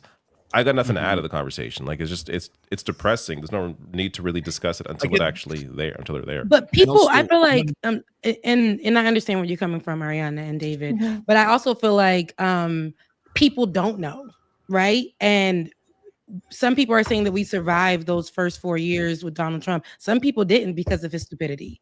Literally, some people didn't. And he 100,000 had, Americans died, or 200,000 died when he was in office in that first year of COVID. and so much uptick in mass murders and him, being okay with it. We saw what he did with a lot of psychopaths, with the whole George Floyd protests and all that. We've seen a lot of those things, but some people, and I hate to say it, it's like I don't want to. When I do talk about it, because I ain't gonna like David, I ain't really gonna sit on a lot of these things and stay on them when I do cover it, like on my my other shows. But I do know that a lot of people don't know. They don't know who Matt Gaetz is, or they don't know. Yeah, but then they're not watching political videos. Like if they don't know who Matt Gaetz is, they're not on YouTube watching me. Like they're you know what I mean? They're like, watching the people who are giving disinformation, and then they're going outside. Yeah, and to be I part can't of the get to those problem. people. I can't get to the people that don't know anything. Like Yeah, if you're still someone who voted for Trump because you're stupid, like at this point, my video can't get to you. Like it's No. it's you're in some other rabbit hole, or you're not paying attention to politics at all, and you just don't know what the fuck's going on. And there's some people who are looking for spaces, and especially now, because people who didn't really understand are now trying to find spaces. Because it's so funny. I'm like, I just watch my old videos because I ain't got nothing to say right now. But people are looking for these spaces, and I'm like, I don't know. I know that I know how I get down on Like It or Not, and I know how the conversation tends to go. We do get tense over there, and not in a sense of fear mongering, but we be telling them, y'all voted for this, and we are going to have some really troubling times, but we're gonna have to balance it out. If y'all want to know how to get through these times, then stick with us. I don't have the blueprint. We just gonna have to get through the 4 years. We're gonna cover it. We're gonna tell you what's going on. And Godspeed. No, I'm kidding. But no, like best of luck. One thing I can say is that I went through a very similar moment to a lot of you, where I saw that new video that someone posted of someone doing Schindler's List on a cello in the middle of like totally destroyed Gaza, and it just broke me. And I was like talking to my mom, and I was like, oh my God, I've seen the worst of humanity. Everything's so fucked. And she's indigenous, and she's got a friend out near Saskatoon who lives near a reservation. And she had told her the story that actually was pretty crazy. She's like, I know a lot of people are very scared right now, but I have to tell you something about the idea of living in fascism. She's like, the indigenous community in Canada, she's like, there are people up there in a reserve that don't have clean drinking water. Their children are taken away from them every day. They're imprisoned all the time. They are overrepresented in the criminal justice system. They've been living under this for decades and decades. Even under, when you think things are better for you, things are better under a liberal government or a democratic government or something like that in the West, they have been living under just the most objectively horrifying conditions constantly. And they're still resilient, and they still haven't died, and they still have the strength to get up and do shit. And I remember when I heard that, I was like, holy fuck, just put everything in that kind of like, that's so fucking true. Like you got to fight, and you got to like reframe this all, because there is like something to be said about the fact that like people have lived through such hardships and such fucked up stuff, and we still can like get past it. We still can like, we all didn't grow up in the Cold War where every single day someone thought like a nuclear bomb was going to kill everybody. We didn't grow up in a generation before that where, like gay people couldn't exist. Like sodomy laws alone would put you in prison just for who you are, right? We didn't grow up in a time where just the very idea of someone identifying as something other than being a man when they're a woman would again have everyone think that you would need to be put into an insane asylum just for saying something like that out loud, right? So there has been like so much fucked up shit in the past. And then on top of that, we fight to make things better. And that's one of the ways that like, humanity keeps on getting better. Ideally. Yeah. Kind of. Even the people who are activists, abolitionists and stuff, they get tired too. If like the stories of those who lived, who weren't assassinated, who have lived long enough to see some of the changes that they fought for take place, their last days or last years, they go take rest. They might move to a whole nother country. We've seen that with some of our favorite people, that they'll go live in another country. They'll lay low for a little bit, because the fight can get tiring, but they are still fighting. They pass the baton on to the next generation to do the same, by creating a blueprint, or just, following some of the things that they went by. But it does get tiring, and sometimes, you deserve to rest at some point. You don't always, and I think right now for us millennial, creators, or are you Generation Z, Ariana? Because I'm not sure, baby. I'm Gen Z. Okay. Yeah. We got a Gen Z. We're really mixing it up here. How what year were you born? I was born 1996, so like right on the cusp. Gen Z, No, I'm She's Gen a baby Z. millennial, but she grew up Gen Z though. She's a baby I millennial. mean, that's am close not a enough millennial. considering where the hell I am. I am. No, I'll not take a Gen Z millennial. for sure. No She's offense, Gen y'all, Z. but Millennial. I'm not She's a a millennial. Binder, you can't She's not a gatekeep Gen millennial. Z. She's a You don't You know what? have Matt, why don't power. you make a TikTok that can go viral, and then we can talk. Ooh, You're a millennial. that's so You're a Gen Z of her to millennial. say. That's so Gen You're a Z of her to millennial. say. Absolutely Gen Z. She just showed Old us. people are on TikTok Yeah. now. Does it make you Gen Z? You're a millennial. I just want to say, Join the when club. Cenk was running for president, he made the most boomer TikToks on earth. It was honestly the funniest thing ever. It would be like, we call it, by the way, we call it the millennial pause. Just, he had like this pause when the film would first start, and he'd be like, "Hey guys, it's Cenk. I'm running for president." It was like the most ridiculous thing. call it Not the millennial pause. The pregnant got pauses that I do, that I I'll would say that in my do as a comments. journalist. Is this called millennial pauses? I can't. I can't. Yeah, I've been funny. called up for that. I'm like, oh my god, it's so true. I didn't know that. You're a millennial. You're a millennial. She's Gen No. Z. She happened to be No. born No, in the millennial no. time. No. Millennial age year. Well, I'm a zillennial. I think, you know what? We can land on zillennial. Millennials were No, born. Don't negotiate with him, Ariana. He has no power here. He's too old. This is the biggest cope I've ever seen. You're He's totally Gen right. X. When he gets Matt is Yeah, a Gen I X. know. That's bumping up right Millennials. now. I was Full like, boomer in real time. Millennials. No, Do you remember? born- You are. Yeah, Yes, did you it's ever millennial. flip phone? Did you ever This flip is- phone? This is right on Yes. Wikipedia. Millennials were born He's using Wikipedia as his source. Wikipedia, it's so Most good with millennial. you, man. Wikipedia is like the worst thing 1981 ever. and 1996. You're a No, but she was born at that millennial. time. She was raised. Exactly. Yeah. as right. No, we were Millennials raised were literally. born No, 1981 and 1996. Ariana, baby, No, you this are is you are gaslighting, your generation Ariana. Z, and that's Wait. okay. Because you just Do asked. you remember 9/11? That's kind of like how I judge this. If you Do you remember remember 9/11, I mean, I was okay. You know what? 9/11 is really funny because I only remember. Oh, you think I it's don't funny, know. Ariana? No, I'm literally That's a very scared. Gen Z Yo, thing to say. no, listen. Someone's going that's to a very clip Gen Z that. thing to say. Someone is going to clip that. I'm claiming it back. Okay, I'm claiming it. I was literally playing on the lawn, minding my business, and my dad just screams, "Come in the house!" So I'm like, "What the hell?" So I come in, and my dad's sitting on the floor with his hand in his head like that, and he's just like not, and he's just kind of like going back and forth, and I was like, and then I just look at the TV, and I see like that was before the second tower got hit, and I was just like, okay, that's weird. And then I just went back to playing. Like I didn't, I was like, she just answered your question, Mike. She's a millennial. She remembers No, she's a very Generation Z. clearly. I mean, very clearly remembers 9/11. She's a millennial. She was back. yeah, but but I'm also But a little not- Eastern, not in a and like my serious dad way. was like wallowing on the ground, like I don't And know. she I went to feel go like you would play. That remember it lets us too, know but where she was. I think for me it's a little different. Okay. Yeah, So, if- I I don't know think why, that if I you don't know why don't Matt, have you're the so fear, you're so adamant about that. Yeah, adamant this is about such a this weird because hill. This is Own the it. most We can't- passion. This is the we're most trying- passion we're Matt has trying shown to for make anything in things- like a month. Because We're if trying I to make her knew- something she's not. She says she doesn't identify I would as. not- So she says she I would not- identifies as a Generation Z. And then we should definitely own that. Now, with that being said, she asked us, "Did we hang up the phone?" She said that. She said, "Did we hang up?" The I phone at any did. point?" And we did. Ariana. and I had a flip phone. Full disclosure, I had a flip phone. I had a flip phone. and I used to hang it up like that too. I So had to See, ask I my can't parents' relate. permission to talk to a girl I like. That sucks. You know, where you have to be like, "Can I speak to?" It's like, what is your business, son? Yeah. Why are you calling Yeah. this number? Like, I just want to say hello. Three-way when you had to tap in, three-way when you had to star 67 and call where they couldn't see your number, you know, all those things. And your mom would pick Me up. and my How friend about used internet? to prank call on three-way all the time, and we get into trouble because you could pick up the other phone and then hear, and my mom like, "Get the fuck off the phone!" Yeah. As we're like prank calling places.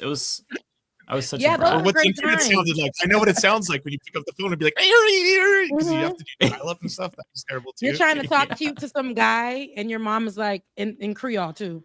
You know, Rebecca, did you even shower? I'm like, I'm 11, Oh and my my mom's like, did you even God. shower? Like, that's embarrassing, mom. I'm talking to a guy. Like, what are we talking? It's a Haitian mom. It's terrible. Okay, it's terrible. Did you even shower? Damn. Yeah, She does not play. Your mom has no chill. She's like, she wouldn't even say like, hey, I'm sorry, you need no. It's like, did you even shower? Like, can you do they know that you don't pick up your laundry? Do they like, mom, stop? Oh my God, this is so embarrassing. You know my daughter is stink. What's your intentions? Okay, you know. I'm 10 years old, 11. I'm trying to like be on the phone with my friends. No, my mom, my Haitian mom, she would embarrass. Okay. And be listening to the conversation. They'll pick up so slow too, and be listening to see what you got going on. Yeah, I never went through that. What a time! What a time! But yeah. God, that's So, funny. The consensus. I'm glad we is all that- agree. I'm glad Yeah, we all she's- agree that Ariana is a millennial. Yeah. There we go. Let's continue. Let's move on. Matt's just mad that he's old. Matt You're just I know, mad I that agree. he's old. No, it's not. No, it's I not just about. It's not think about. it's It's not the about. word I've even You're yeah. really, Listen, it's not Matt, about. It's not about being. Is beauty. Okay, a lot of people Oh, don't get the chance to age. listen. If anyone should knows just about how aging own is a it. beauty, look at this. Look at this face right here. This is a good-looking 38-year-old. I'll tell you that much. Millennials don't have a problem. I don't think millennials have a problem with we're okay. I feel like I look great for my age, so I have not a problem with aging. But I refuse to have a Gen Z individual join this show. So you're a millennial if you want to continue being part of Leftist Mafia. Don't listen to him. No, don't listen to Matt. Don't take him seriously. That's crazy. I think we need some different perspectives on here personally. Me too. I like her perspective. Nope. She asked us, did we pick up the phone? Then I just know that what's going to come next in these next, as she's here, it's going to be fresh. It's going to be good. We need a Gen Z perspective, and now we have that. No, okay, we don't need a Gen Z referenced perspective.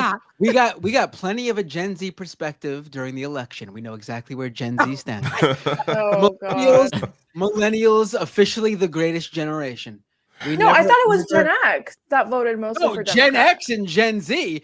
It was if you are Gen was actually Z, the for real, boomers who Ariana, went then surprisingly left. The that's parents true, of Lance. Gen Z and the boomers- children of Gen X join forces to give us what we've got today. Why are you right? I don't know. Why are you hazing her? Please. You know what? This is not Why a do hill you I'm here to die on. No, Matt. it's fine. If you're Gen Why Z, don't it's you fine, make a but it's the TikTok truth. so I just want to see It how is you the make truth. a TikTok, Matt. Gen X. Gen Yeah, I want X. to see a Matt Pause Bender this. TikTok. That'd be fun. Yeah. Okay, Matt Bender. All right, I'll do one of those TikTok dances or something. Oh my You God. dumb. Oh, Matt. Wait, I refuse to have a boomer on this podcast. giving Matt boomer. Bender, please. Why are you that was very boomer. No boomers allowed on this podcast. I'm doing the backpack kid dance from Fortnite. There you go. That's so out of date. Oh my God. You know what? Someone in the chat did say something important. Why haven't any of you allowed Ariana to introduce herself? It's her first episode. I agree. We haven't. Oh my God, I think we right. just all. I think we all. I think we all just assumed. We've heard Yeah. all we need to hear from her. She's You're such a hater. You know what? That's Ariana, the floor is yours. Tell the people who you are. Yeah, and all yeah. the things. Cool. Yay, thank you. Hi everyone. I've been here a couple of times, so it's not my first time. I go by Ariana Jasmine on every platform. I'm a Twitch streamer, but I'm better known on Instagram and TikTok. I make daily videos on the news, and they're very easily consumable because Gen Z, millennials, we have the brain span of a starfish. We can't really watch anything longer than 3 seconds. So I try to, cater it to that audience. But yeah, I'm Middle Eastern and I'm Muslim, so a lot of my content does revolve around the Middle East, but it's not exclusively to the Middle East. And yeah, I'm so happy to be here. So thanks for having me. I love that. She's being really humble. She's like a superstar on TikTok. Like I see your stuff on TikTok. You're massive. You're massive. It's very cool. Thank you. How many followers you got on there? I think around 280,000 now. Oh, wow, this is a big deal. Yeah. It's okay. But I'm kind of scared because I feel like TikTok's not going to be a thing after January. Like, is it? Right. No, did they say it? No, we just ended in Canada, not the app, but the offices all had to leave Canada. The company we just did that. Really? Yeah, the company just like banned in they're Canada. starting to. It's not looking hot. I don't know. So their timeline for shutting down, like the ban is actually going to go into effect in late December, early January.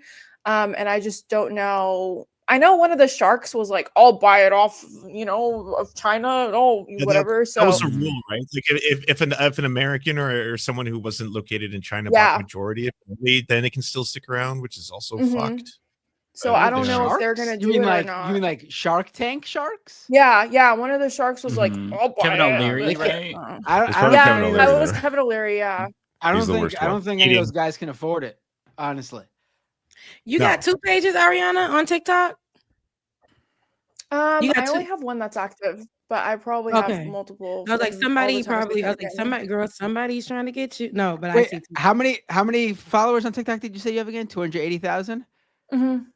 Yeah, I probably have about 280,000 accounts on there. They just all follow my main one. No, oh my God, you are hating on her. Stop, let her go. What's with Bender today? Jesus Christ. Did you finish all your kids' Halloween candy or something? It's Hey, I was quiet. I was quiet. I was listening because I was talking a lot in the beginning. So I was listening. And then she had to set me off by claiming she was Gen Z, and that was the end of it. You're setting this precedent, and now she's going to give you so much shit throughout the show. I will back up. It's maybe she can use me on one of her like TikTok or Instagram segments, talking to an elder millennial or something, talking to an elderly leftist, talking to an elderly leftist. Yeah. No. What's it like knowing death is imminent? Have you thought about your own mortality, Matt? Like, that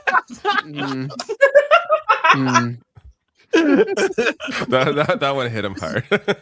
He didn't even laugh about it. He just you lived more than 50% of your life. Like, hey, I was thinking, like if I double my age, I mean, am I gonna even be here still? It probably is a good chance I won't be. I mean, I'm getting up there. That's not true. What you're getting in your 30s. You'll hit 80. Oh, the question is, do you want to be that? No, Matt, you'll don't fall into this trap. You feel bad for him now. Keep going. Matt, he's playing us. This is all Leave an act. I did not mean to cause an existential crisis. I was just joking. I did not mean to cause an existential crisis. We're the same age, Matt. Leave We're the him same alone. age. You're 1 year older. I'm thinking about it. I mean, Matt started it. In the past couple of years, I started joining soccer leagues and stuff as I come to grips with my mortality, sort of my midlife crisis right there. I mean, it's got to be part of it, right? It's coming. It's the end for me soon. It was nice knowing you all. Take care. Have a great night.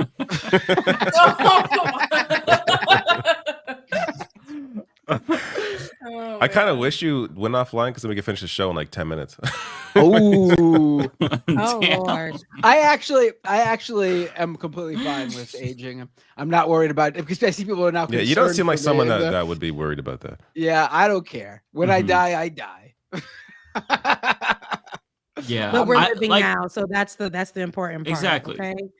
Although I will say, I saw that picture of Jimmy Carter. Like, oh, he celebrates his 100th birthday, and I'm like, oh, my I God, don't it want to was live so to be that scary. old. I was like, Or Diane Feinstein. You know why? I He's thought it was white. just Yeah, open Feinstein casket too. funeral. I'm like, I don't want to see this. He's white and he's I wouldn't 100. say that. I think it's a difference. Guys, you know what though? I think Nancy Pelosi should be the next Democrat nominee for president. She's not backing Look, down. she's young comparatively speaking. Relatively speaking, I suppose. I'm sorry, Rebecca. I didn't mean to cut you off. No, you're fine. I was just thinking, no, but I think that was a joke for you, like just like that she should be. I want to make sure. No, you're we're talking about at- Jimmy like, Carter. that could actually Jimmy happen. Carter, That's why it's Rebecca, so and worrying. him being white, like his skin is Exactly. You could transparent, right? Like you can see White everything. people when they get old, see his skeleton outline. I don't it's want to crazy. Yeah, Look. that's it. You could see the veins. But he it's lived so for a scary long to me. time, though. Look, that's beautiful. great though. life. He's lived. He's That's beautiful. You said he's still alive, right? Said he lived for. I think. I don't know. Oh, Yeah, Like, right. you said We're he not lived for a past long tense time. yet. Yeah. No, you Yeah. see, my aunt. Remember, I told you my aunt passed away. And I said Getting she a was little ahead ancient. of ourselves.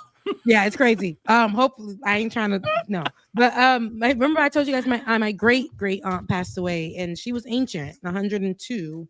Oh my and- God. But she ain't look like Jimmy Carter. You don't think, no? Okay. She did not. She didn't look like Jimmy Carter. She still. I mean, she looked old. She looked old, but she didn't look like that. Like she still was moving around, and it wasn't giving like the skeletal. Like it's trying The to mouth come out. agape, It wasn't. like, yeah. I'm sorry, but it wasn't giving that. And I see that often. But life is a blessing. So to have lived a lot of different decades. That doesn't look like a blessing, Rebecca. When I saw that sorry. picture, that does not look like a blessing. I'm not doing this with y'all. I'm not doing this with y'all because somebody gonna be mad. I know people get really mad when when you're like, I just don't want to see the photo. And I saw people being like, how could you say that? He's such a distinguished gentleman and all this stuff. And he I was is, like, but sometimes. I'm not If I saying look he's like that, please don't show it to anybody. Like that's how I feel. Right? Thank you. Keep it not want within the the photo. family, please. Yeah. The world doesn't need Yeah. to see me look like that. Like, why are you showing me this picture of this dying human being? That's morbid. Yeah. Oh my god. That's all I ask. Yeah. He's always rolling out, and I'm like, how many times y'all gonna roll him out? I think y'all should keep him inside. Let him Like, he rest, just- right? it's yeah. So- And then Oh it's my like, God. I saw these articles and it's like, he stayed alive so he could cast his vote for Kamala. And then he lived so long that he got to see her lose. It's like, oh my God, just stop already. Just take away stop. any information and news from him. Just hook him up to fucking some morphine. Let him drift away. Stop doing this to Like, him. how old is Bernie Goddamn. Sanders? How old is Such Bernie a- Sanders? I think it's like 80 something. Yeah, No? you see, it's Yeah. old 80, don't gotta be. 88, 89? And he's Is he kicking. really? He's not 89. No, I'm No. getting ahead of myself here. I don't think he's that old. But he's Oh, up okay. there, and 83. yeah. Oh my. He looks way better than Biden though, because Biden's 82. Oh my, It's Bernie true. looks way better. Sounds way better. He looks better and he sounds better. He's more he's more himself. He's a still, better like- human trying to do good things. He's not, Yeah, You know what? It he's might be better the all around. evil. It might be the evil Yeah, popping out. evil with does Diane A lot of Feinstein, evil you people know? live a Like, fucking long time though. No, when you're not a good yeah, like person, Henry Kissinger. Sheldon Adelson lived to like what, Yeah, 104 or something? Like, How did Henry Kissinger live for that long? yeah, him too. Yeah, Right. There's a lot of Just people evil. that are- Consuming crazy. souls to extend today his was own Joe Biden's life. birthday. Today's Biden's birthday. He that's turned right. 82, according to my chat. Sad Tomorrow. birthday, Biden. Everybody wish him a sad birthday. Oh my god. Tomorrow, I don't like doing this. I don't know why I'm even saying this, but tomorrow's actually my birthday. Oh, Happy birthday! Happy birthday! The show would have been on my birthday, but we have it. Wait, today, what's your a day horoscope early.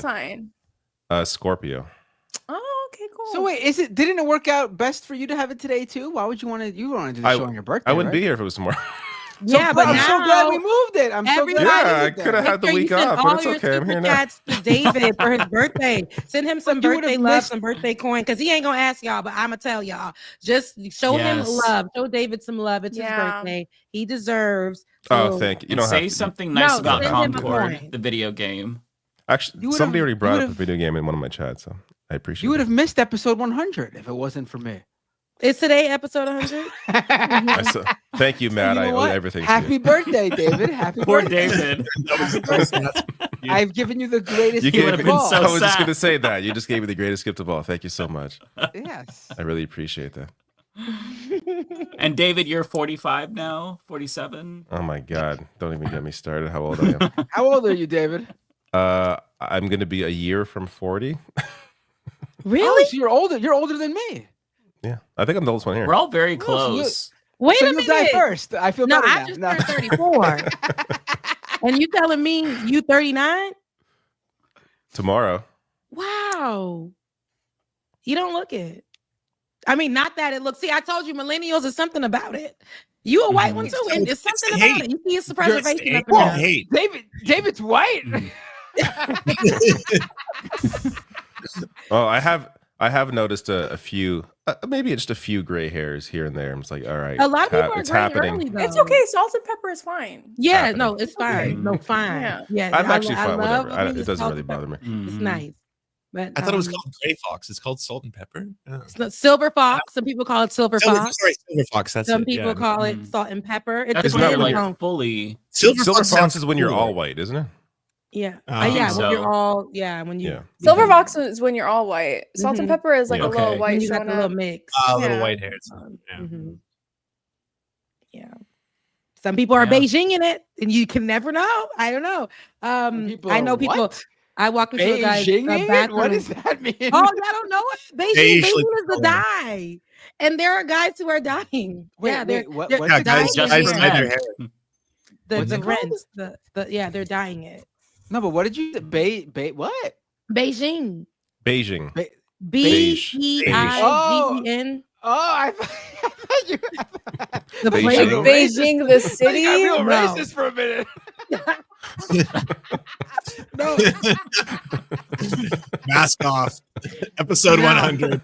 No. We got to appeal to the right like everyone else is. Come on. Oh Right. no. Gripped. No. Beijing is a product. It's a product that dyes hair. beige, like the Beijing it, not Like the- Beijing yes, like as color. in China. No, Yeah. No. It was a random Davis turned red. new ethnic Oh slur. my God. Oh, this is a fantastic Do you have any episode birthday 100. plans? Sorry? No, not right. I mean, I'll probably just chill with my family, have a cake, go to dinner or lunch. We'll see.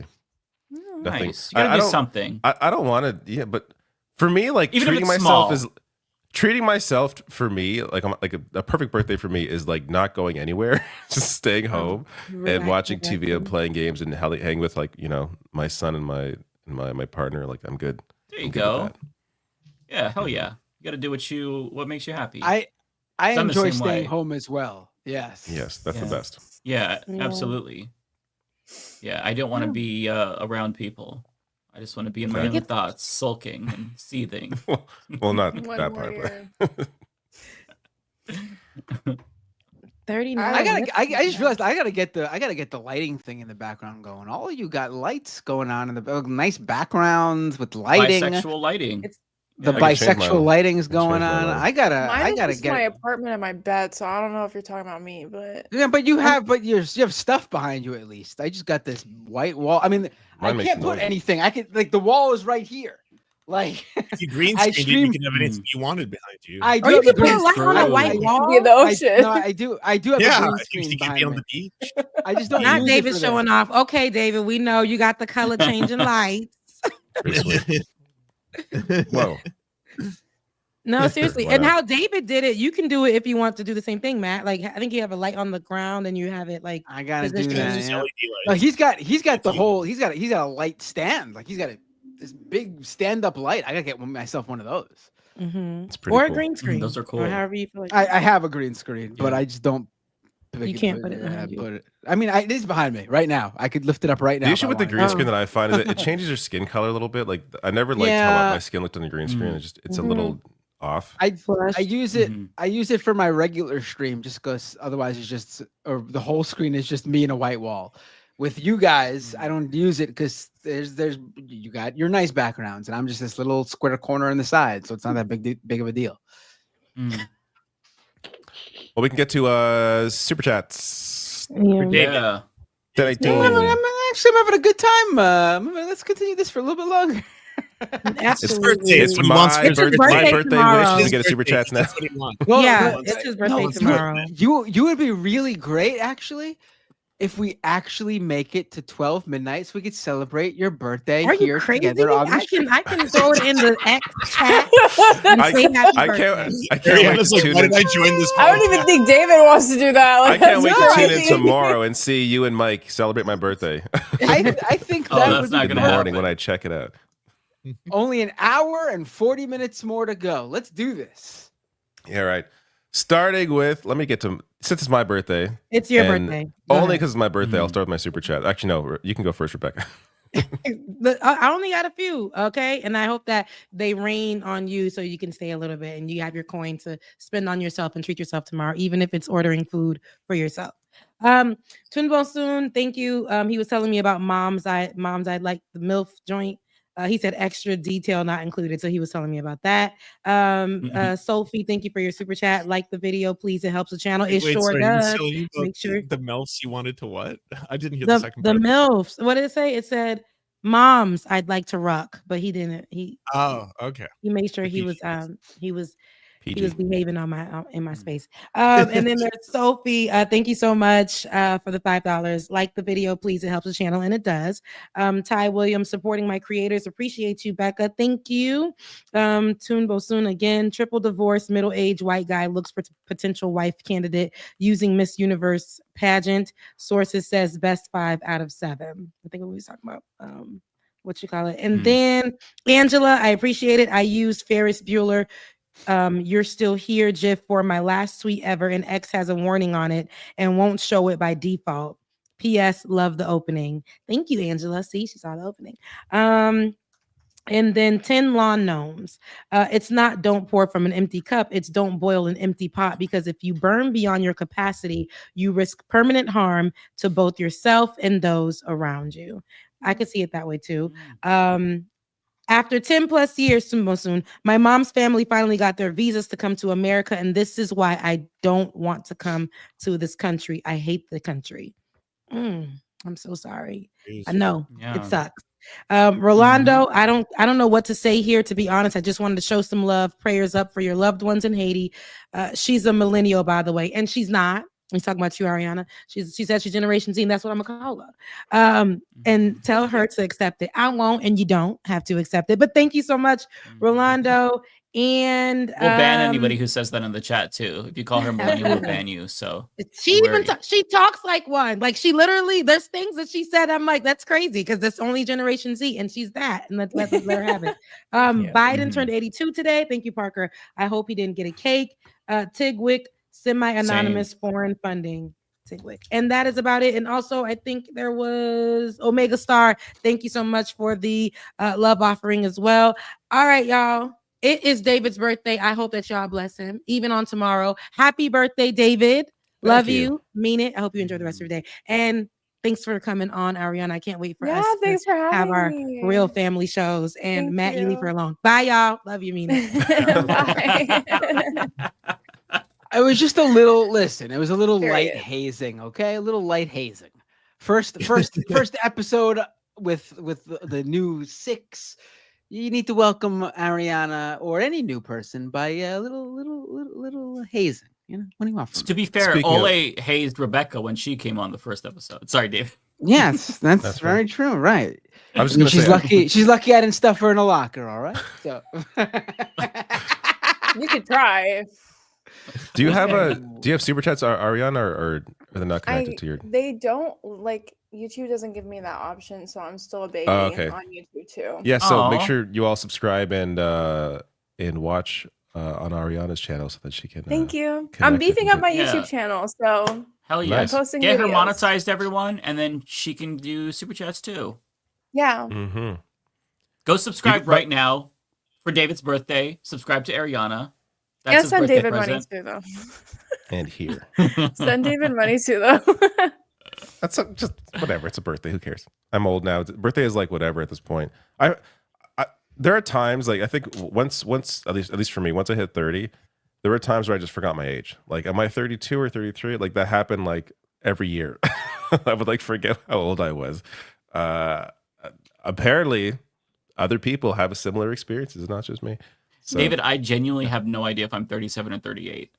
there you I go. have no idea. I have to do the math. I have no clue. Couldn't At tell this you. point, it all just blends together. I was gonna say though, you can stay, or you can like feel free to, you don't have to stay if it's too late for you, but No, you stay as chill. long as you want. Yeah. All right, cool. I'm gonna do mine then. All right, George, thank you. Says transfers to Ariana. It's my birthday. I'm sorry. No, no. I'm not able It's to your send her a birthday. You keep it. I'm not able to send her a super chat. So welcome to the family gift. There you go. Thank you. Tokyo Hans was hoping the name change could have gone with the base, but in Arabic, in solidarity for those suffering in the Middle East. Could get watch listed though. Wow. David Roja, where are you? David says Bernie and AOC are working for us on the inside, yet don't interview on independent leftist channels. How do you all continually square that? They both did. Yeah, I mean, I don't do interviews anyway, so I don't like care. Like, I don't. No. That is, but they do interviews. Like, Yeah, they do it. They went on a big live stream on Twitch with a bunch of live streamers and even a VTuber. That's right, And yeah. then AOC goes on live stream with Hassan like multiple times. I wouldn't say it's super common, but they do that. I also don't think our politics should be dictated by like how they're personally maybe benefiting us. I'm not gonna hate Bertie because like he rejected an invite to my show or something like that. That just would be a bizarre way to. We're not going to think be like politics. Jimmy Dore and be like, I Yeah, don't that's support what him Jimmy because he Dore didn't did. come on my Like, show. Jimmy Dore Yeah. just like people basically who came on his show. So ridiculous. Yeah, I will say I think that it is. Brian Tyler Cohen makes a really good point about being able to compete with the right wing media. Like Democratic politicians do need to try to boost up independent media, and like to add to his point, like you got to understand, like you got to come on all these shows. We're gonna criticize you and ask you tough questions, but just deal with it, relish in it, and combat what we say. And I think that it'll make you better orators and better politicians because of it. Yeah. I forgot. See, Jimmy Dore is so unimportant. Unimportant right now. Yeah, he's that- irrelevant now completely. No, he's irrelevant. I haven't Just no forgot one he talked about him. existed. Yeah. But he's so irrelevant that I totally Yeah. forgot that was like a major thing for him. That like he would just pick fights with literally people over to like whether they responded to his interview request like He was 3 doing it to years Jill ago or Stein something. this time. So petty. Really? He was? Really? One of his supporters confronted Jill Stein and was like, "Why won't you go on the Jimmy Dore show?" I saw it on the Vanguard. I'm like, "Bro, oh my god, his whole politics is about who goes on his show." It's genuinely hilarious. Maybe he is a comedian. But also, That's wild. but also, I mean, he lost Jill Stein. I mean, she wouldn't go on his show. Isn't he just Trump? I don't even know what I haven't seen a I Jimmy think he's Dore just anything MAGA at for this like point, probably 2 yeah. years. I don't even know. I have no idea what he's one of those guys who talks about the establishment, but never really nails down what the establishment means because he started siding with people who were very establishment. Yeah, he has no actual principle. Anyways, too much on Jimmy Dore. Like, I Law think he knows. was. Well, he wasn't. He was It's probably a David's big fan birthday. of, Why are we talking about Jimmy Dore? Jimmy, this is the opposite of what I want my birthday. Discussion about Jimmy Dore. He has to be a big fan. He has to be a big fan of RFK Jr. Right? I mean, yeah, those Kennedys, real anti-establishment. Law Gnomes, thank you for your very generous super chat. Says, should the Dems narrow their focus around a more definable platform, even if it means winning less seats? I feel like Mansion and Cinema types only show that a big tent leads to rotating villains. The thing is, I don't think it would lead to less seats. The issue is always the money, right? Like I feel like an actual populist Democrat would do well in West Virginia, but the funding isn't there. Actually, maybe not now, but back maybe 4 years ago, I think West Virginia's kind of gone now. But I don't think it would lead to less seats. The issue is just is fundraising.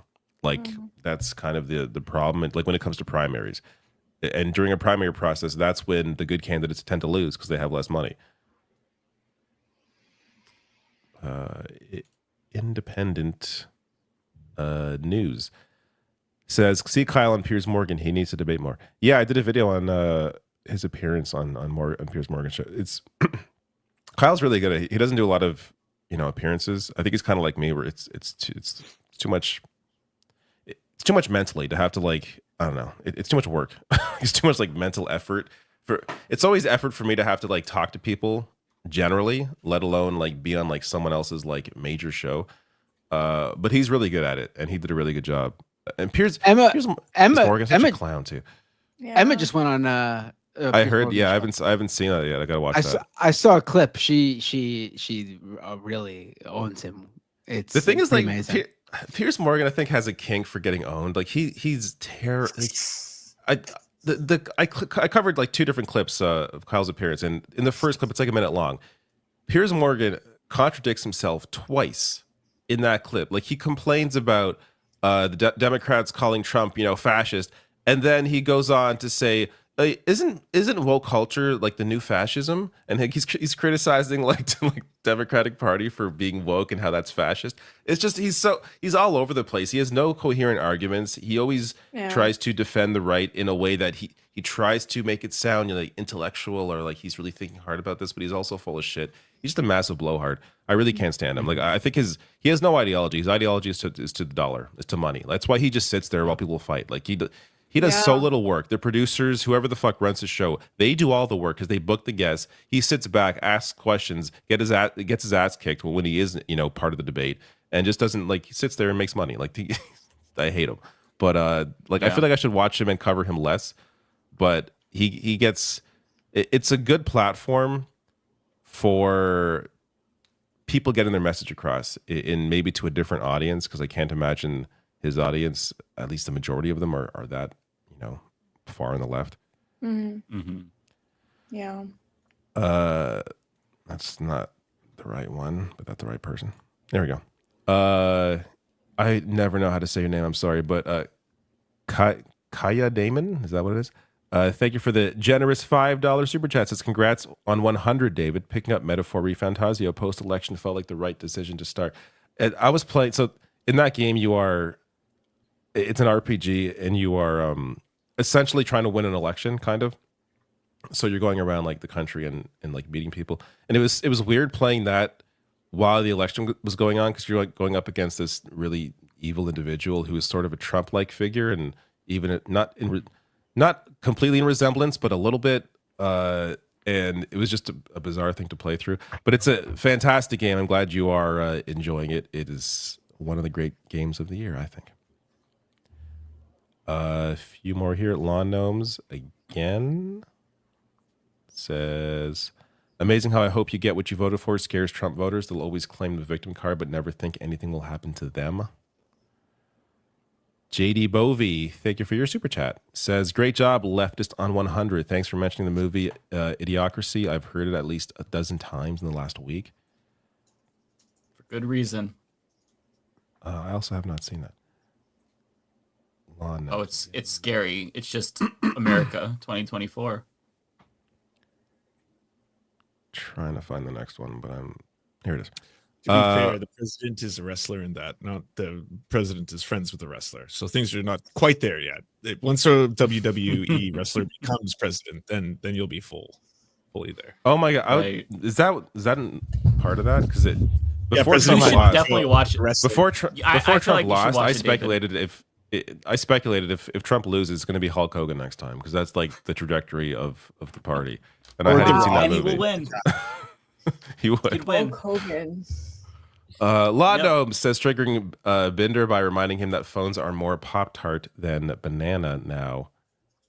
What does that mean? Phones I have no idea. Pop-Tart than banana Just now. in terms of the shape, Leftist like, ID poll. we used to hold phones like this. That's how you'd make the phone motion, but now it's more like I just never thought of it as right? Okay. I just never heard it described that way. That makes me want a Pop-Tart. Sergio, thank you for your super chat. Says, Jank and Anna were talking about how it would be great for Trump to own the libs by being the next FDR, as if he'd do that. The smug Turks are a joke.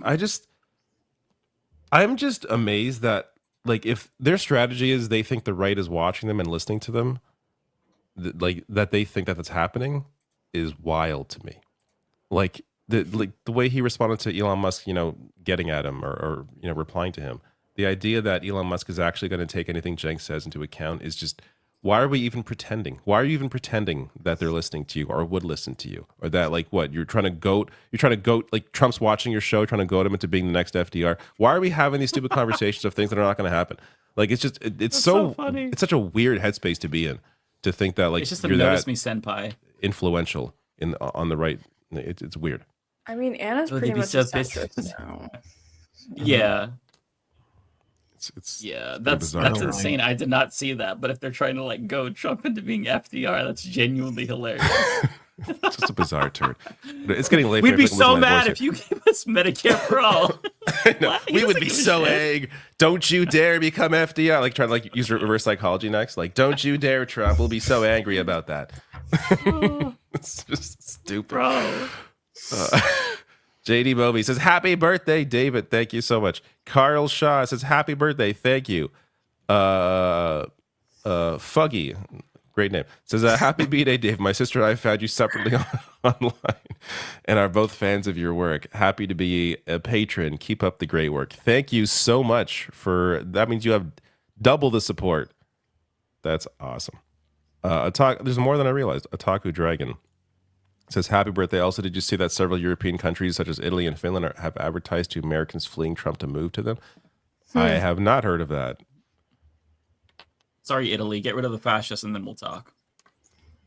I mean, that's a pretty good deal. Move to Finland? Like, that's a pretty... Finland, Italy that's too. a different story. Yeah. But, you know, maybe New Zealand, Spain, Portugal, Costa Rica. Call me.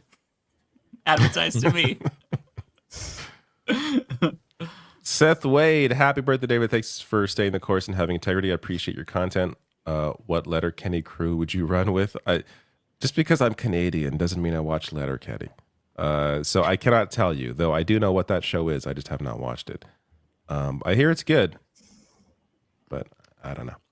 Tracy, thank you for your generous 19.99 pounds. Hope you have a really lovely birthday with your family tomorrow. Thank you so much. Very kind of you.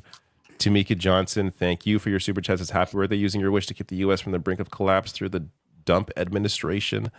I appreciate that. Oh my God, there's a lot of happy birthdays here. I'm trying to run through these guys. Notoriously Bratty, thank you. Says, checked out Steve Boots yet? Or am I paying you to not at this point by asking you? Yes, you're paying me to check. Remind me again next week and the week after and the week after. I just don't. The reality is I try really not to take in too much political commentary content, unless it's something I don't, a topic I have no idea what it's about. But like I read a lot. I'll read a lot of articles, but I don't know, just to kind of stay in my lane. I don't absorb too much else.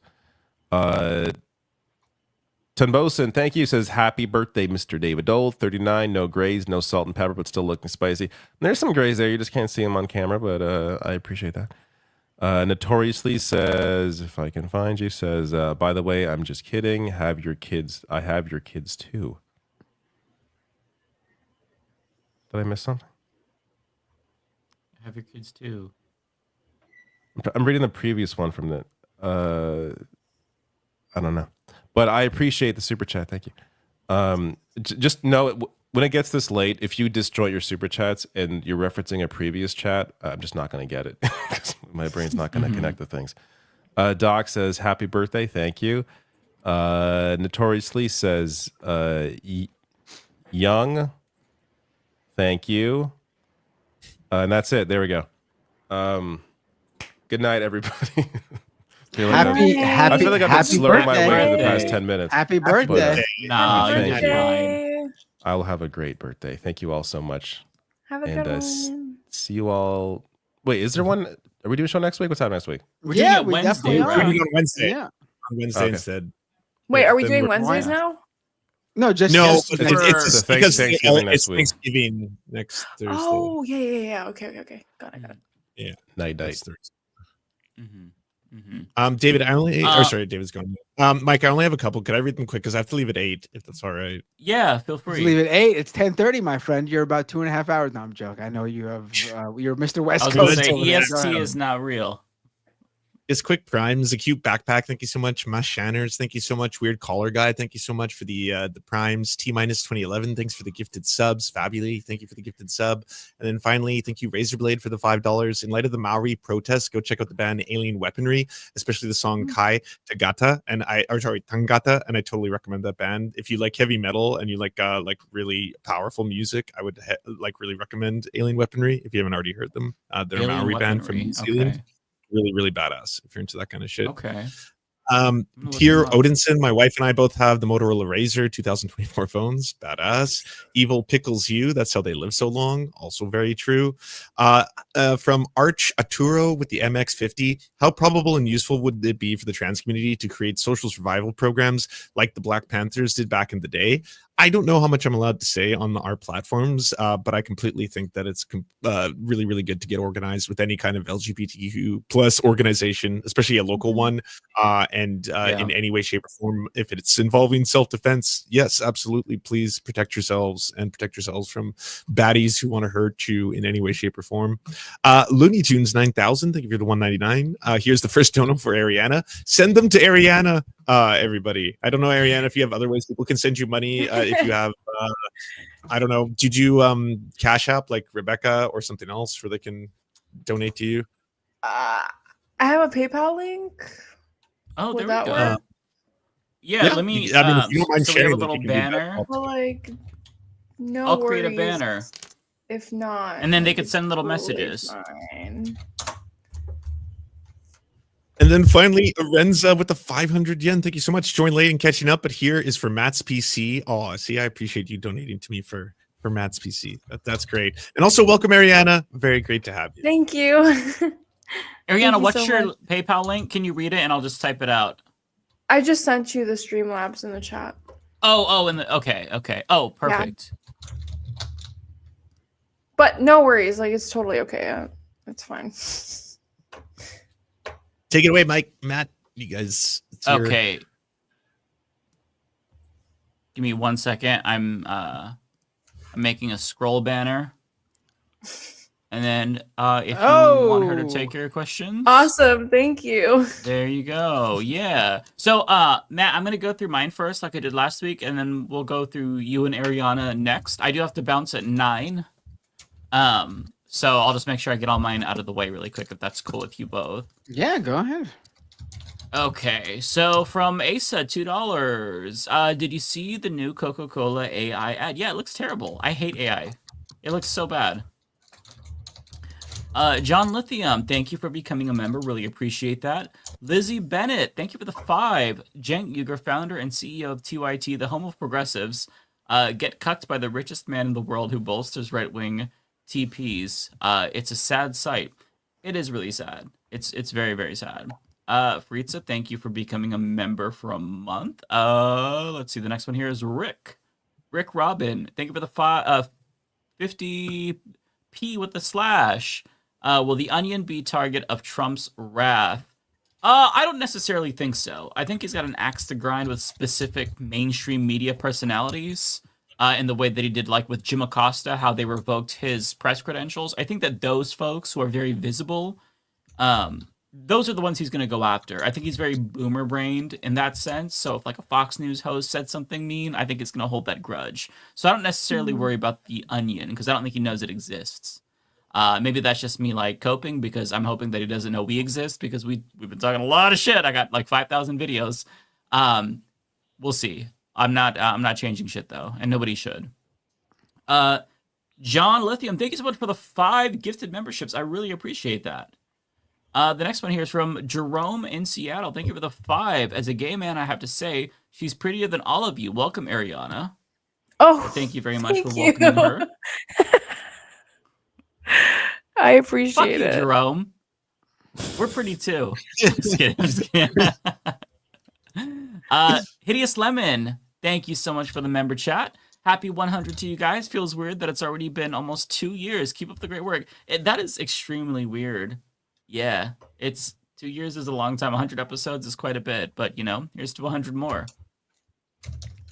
Karsham with $4.99. One of the few things more common than mass shooting deaths in America. this year are anti-trans bills, 600 shooting deaths versus 665 bills. Jesus Christ. Absolute insanity. Ty Williams, Cosmic Nomad, thank you for the 2. It's like America is gaslighting us and I am tired. Yeah, we are being gaslit. I'm with you. Chris Corcoran, thank you for the $5. I encourage you to watch the Smiling Friends episode, Mr. President. It perfectly encapsulates our perfect political reality. Squiggly Miggly 2028. Smiling Friends episode. Okay, I'll check that out. I have not. That sounds familiar, but it's not coming to my mind. But I'll have to check it out if it's gonna kind of mirror our current reality. That seems like it'd be cathartic. It's a hyper silly show. If you're into really kind of like I don't know if it's everyone's cup of tea. It's kind of like recommending certain kinds of cartoons where I'm like, if you like it, you'll like it. If you don't, you'll be like Tim and Eric. It's one of those shows where it's like, I don't know if I would recommend it to someone, but if you like it, you'll like it kind of thing. Yeah. Okay. Well, I'm curious. I'll let you all know if I check it out. I'll try to remember. Excuse me. Thank you so much for the 5. Bless you. God bless you. Daily reminder that Bernie would have won. Yes, he would have. Absolutely. Comrade Girl 2018, thank you for the $10. Appreciate that. I feel like the Democratic Party is abandoning the LGBTQIA2S plus community, and I'm struggling a bit on what to do as a queer person. As Lance was saying, link up with queer people in your community. I know it's hard to talk to people because we're all kind of in our bubbles, but really know that there are trans people in your community and try to find them and reach out to them. It's hard to do that because where do you start? But just meeting people, trying to put yourself out there a little bit more, I think that's going to be important. In terms of the Democratic Party, I kind of get the same feeling that you get. I think that they've given up. They don't know what to do with us, especially trans people, and they don't know how to counter argument. And the same is true for immigration. They just kind of let Republicans say, oh, open borders. And now everybody just thinks we have open borders. So they just have given up. They're not really trying to provide a counter argument. And that in and of itself is extremely detrimental. So it does feel that way. And if you look at polls, the overwhelming majority of queer people think that Democrats aren't doing enough. So they risk losing another demographic. Queer people are not going to vote for Republicans, but they're just going to stay home if this really is the trajectory. And that scares me because it's not like a massive part of the population. But when you account for younger people and how many identify as queer, it's large. So they can't afford to lose another demographic. But if they don't actually fight and they keep rolling over, they will. Next one here. This was from Rolando. Let me see. That is... Where's Rolando? There he is. Thank you for the 5, Rolando. Mike, what are your thoughts on the controversy of Shadow of Erdtree being nominated for Game of the Year? Should a separate category be made for DLC expansions? I haven't really heard much about the controversy. In terms of Shadow of the Erdtree, to me, I feel like I'm fine with that being nominated because it's basically its own game. I get that it's DLC, but it's 40, 50 hours, and it's one of my games of the year for sure. I think Astrobot is probably my main game of the year, but if that didn't come out, Shadow of the Erdtree would probably be my game of the year. So I'm fine with it. You could say, maybe they can also add a category for DLC, but it depends. If it's a 15-minute, 20-minute little quick DLC thing, sure. But I mean, that is a massive expansion. So I feel like it could stand on its own if they chose to release it as its own thing. So I don't know. I'm fine with it. I would say. Let's see. The next one is going to be Justin. Justin Fan. There we go. Thank you for the $5. Welcome to the team, Ariana. Mike, thanks for the touching stories of hot chocolate in the gaming setup. Can you say something about old people now? No. Okay, next person is 0PE. No, I'm just kidding. I know old people. I have old friends. And yeah, they're just like the rest of us. I love old people. I'm just kidding you. I hate that this meme has snowballed so much to where people genuinely think that I'm ageist.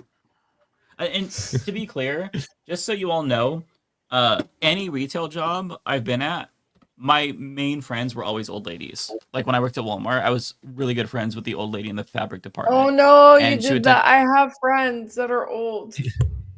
No, The yeah, meme. it's true. I'm doing the meme. I'm doing the meme. But no, for reals. She's not watching this because she doesn't know how to use a computer. But she was really sweet. But yeah, I have old friends. I'm not ageist. A little bit, but like I have old friends though.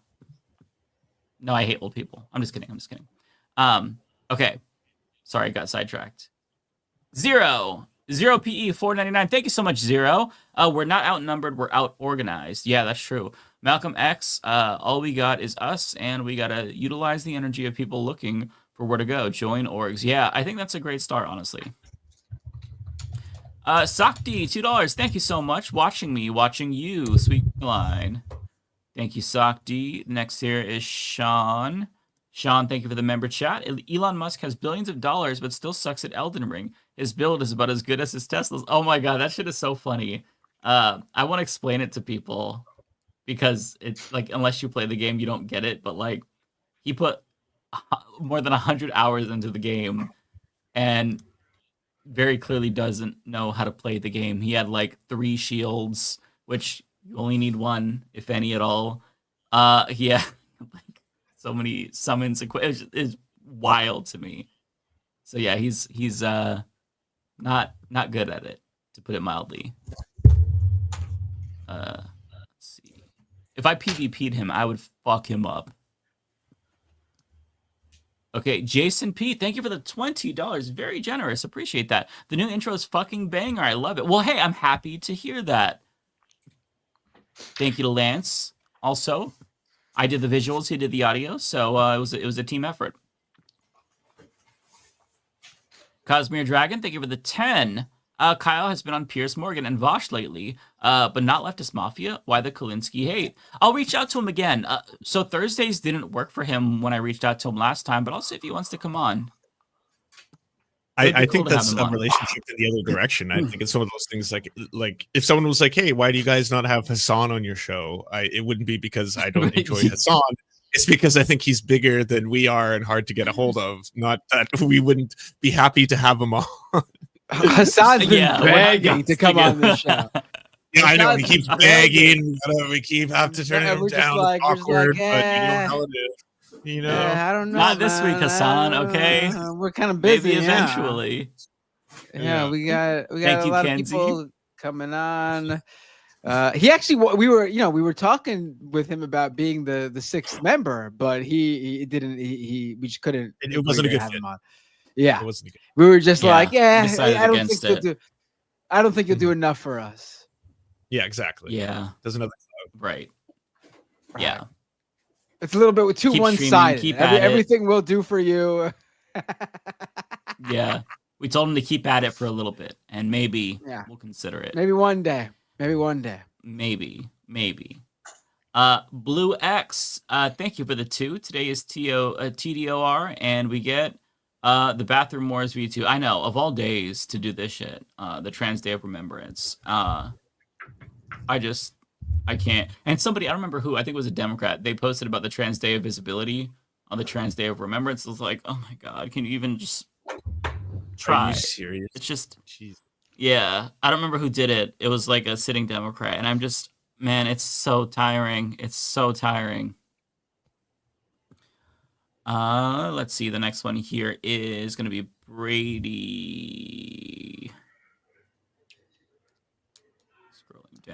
Scrolling down. There we are. Brady, thank you for the 5. Hey, all. Do you all think that trans adults that are on hormones will be affected legislatively? And what could be done if that happens? So what I've been seeing a lot of trans people do is they're saying to stockpile hormones if you can. I don't know how you would do that. I don't know how long they're good for. I don't know the storage situation, but I think that you should look into that. And honestly, I genuinely don't know what's going to happen. I think that if you're in a blue state, you're probably going to be shielded at least a little bit longer. Much, much, much better off. If you're in a red state, I don't know, honestly. I genuinely don't know what's going to happen. I mean, in states like Florida, they're trying to ban they did ban trans adults. and they made it very difficult to get gender affirming care. So I genuinely don't know.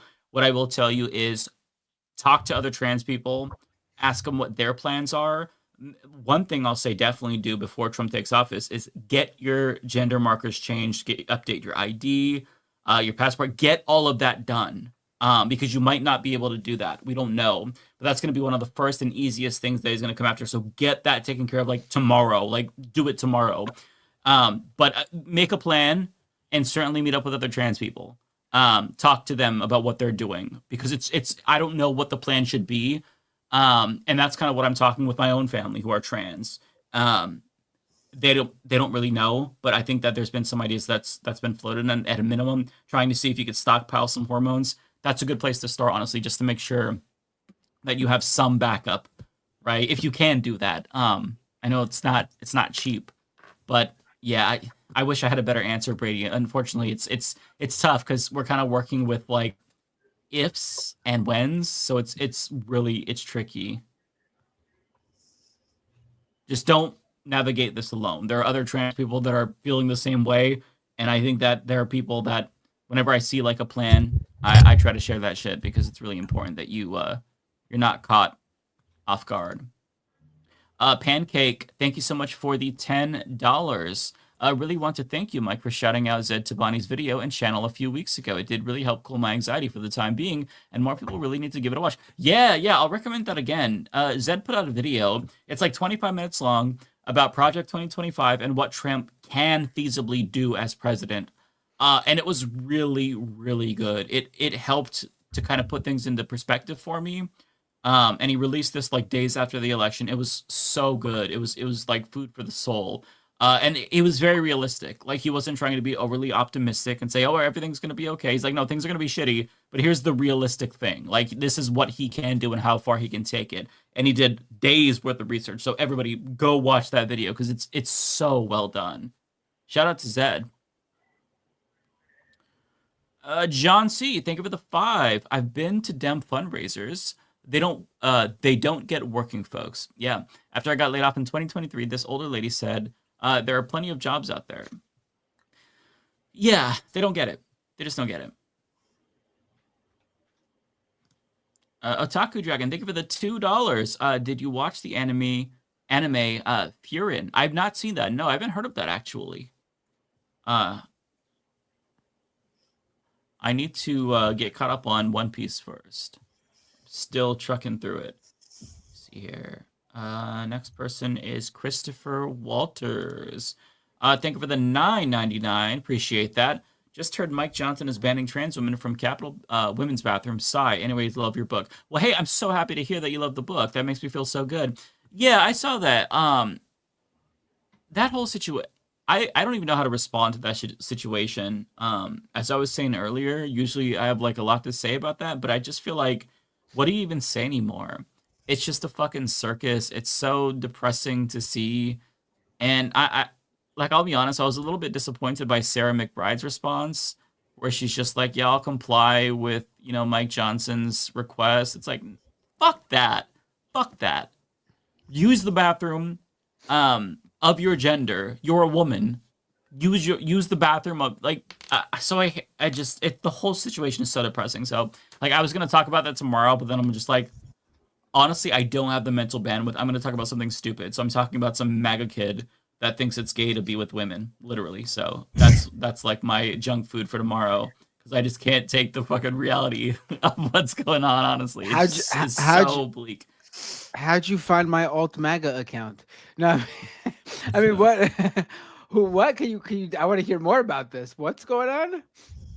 Video coming out tomorrow, but I'll give you a little bit of a sneak preview. So if you enjoy sex with women, and you don't use and you use contraception, good thing I don't. So you're gay if you enjoy sex with women and you use contraception. It's supposed to be exclusively about procreation, not pleasure. So if you enjoy the pleasure, that is homosexuality.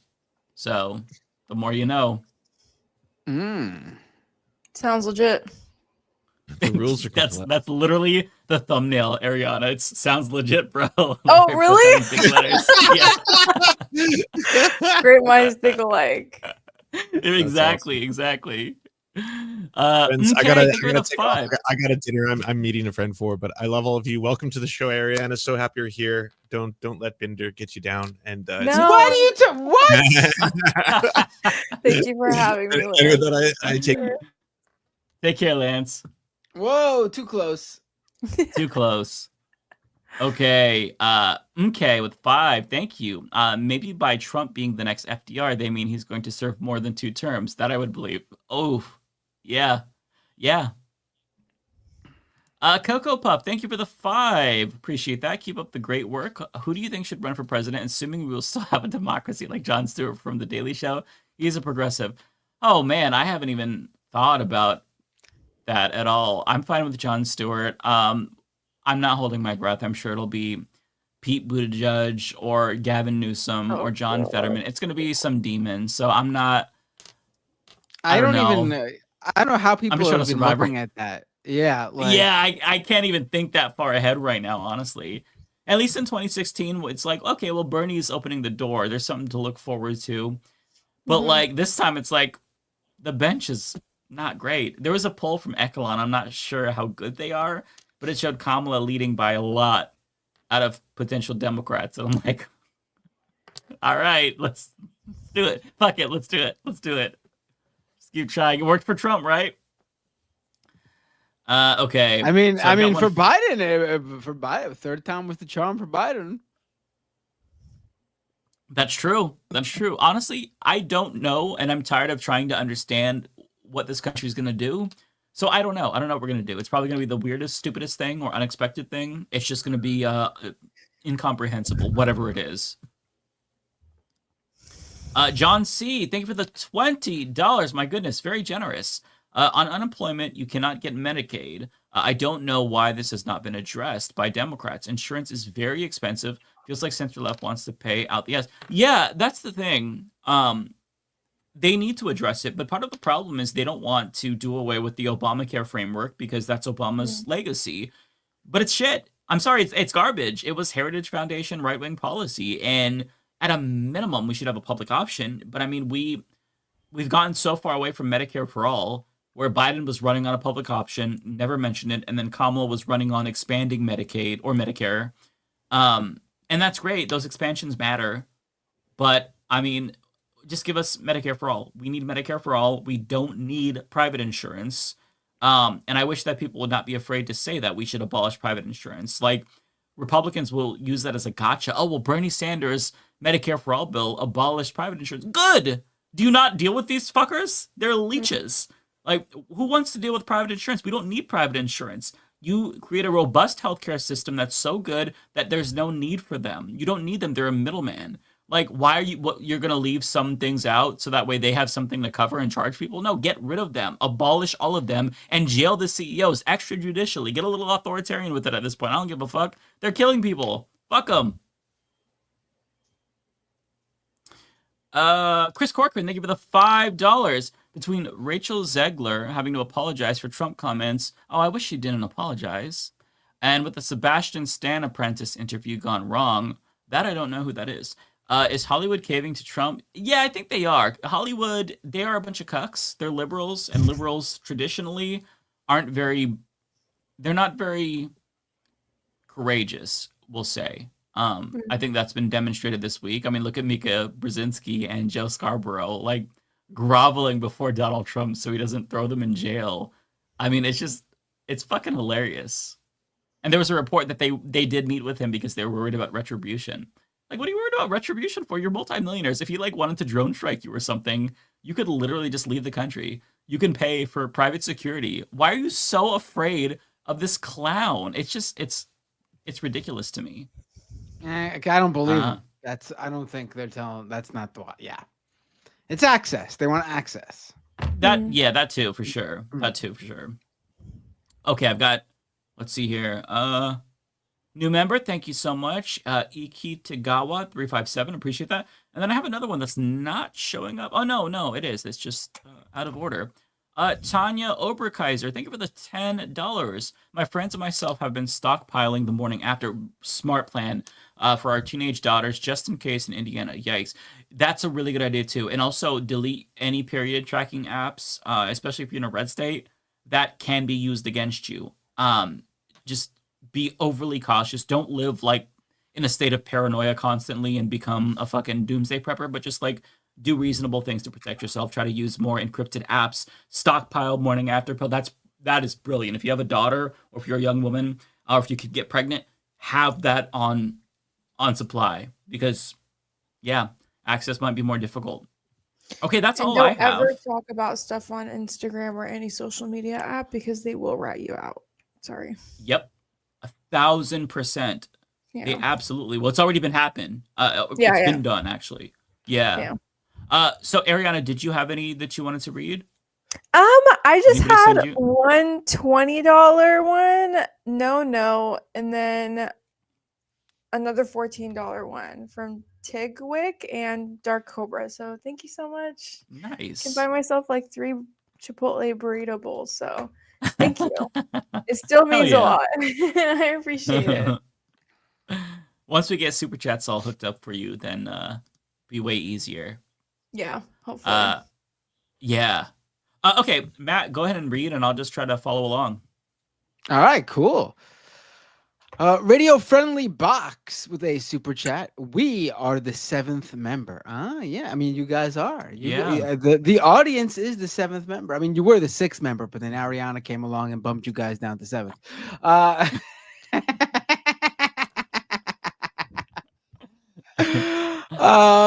The anti-corporatist became a member on YouTube. Thank you so much. I really appreciate that.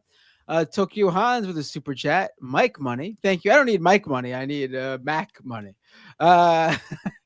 Soy Breadword with a $10 super chat. $10 closer to paying your Mac off. Thank you so much, Soy Breadword. Really appreciate that.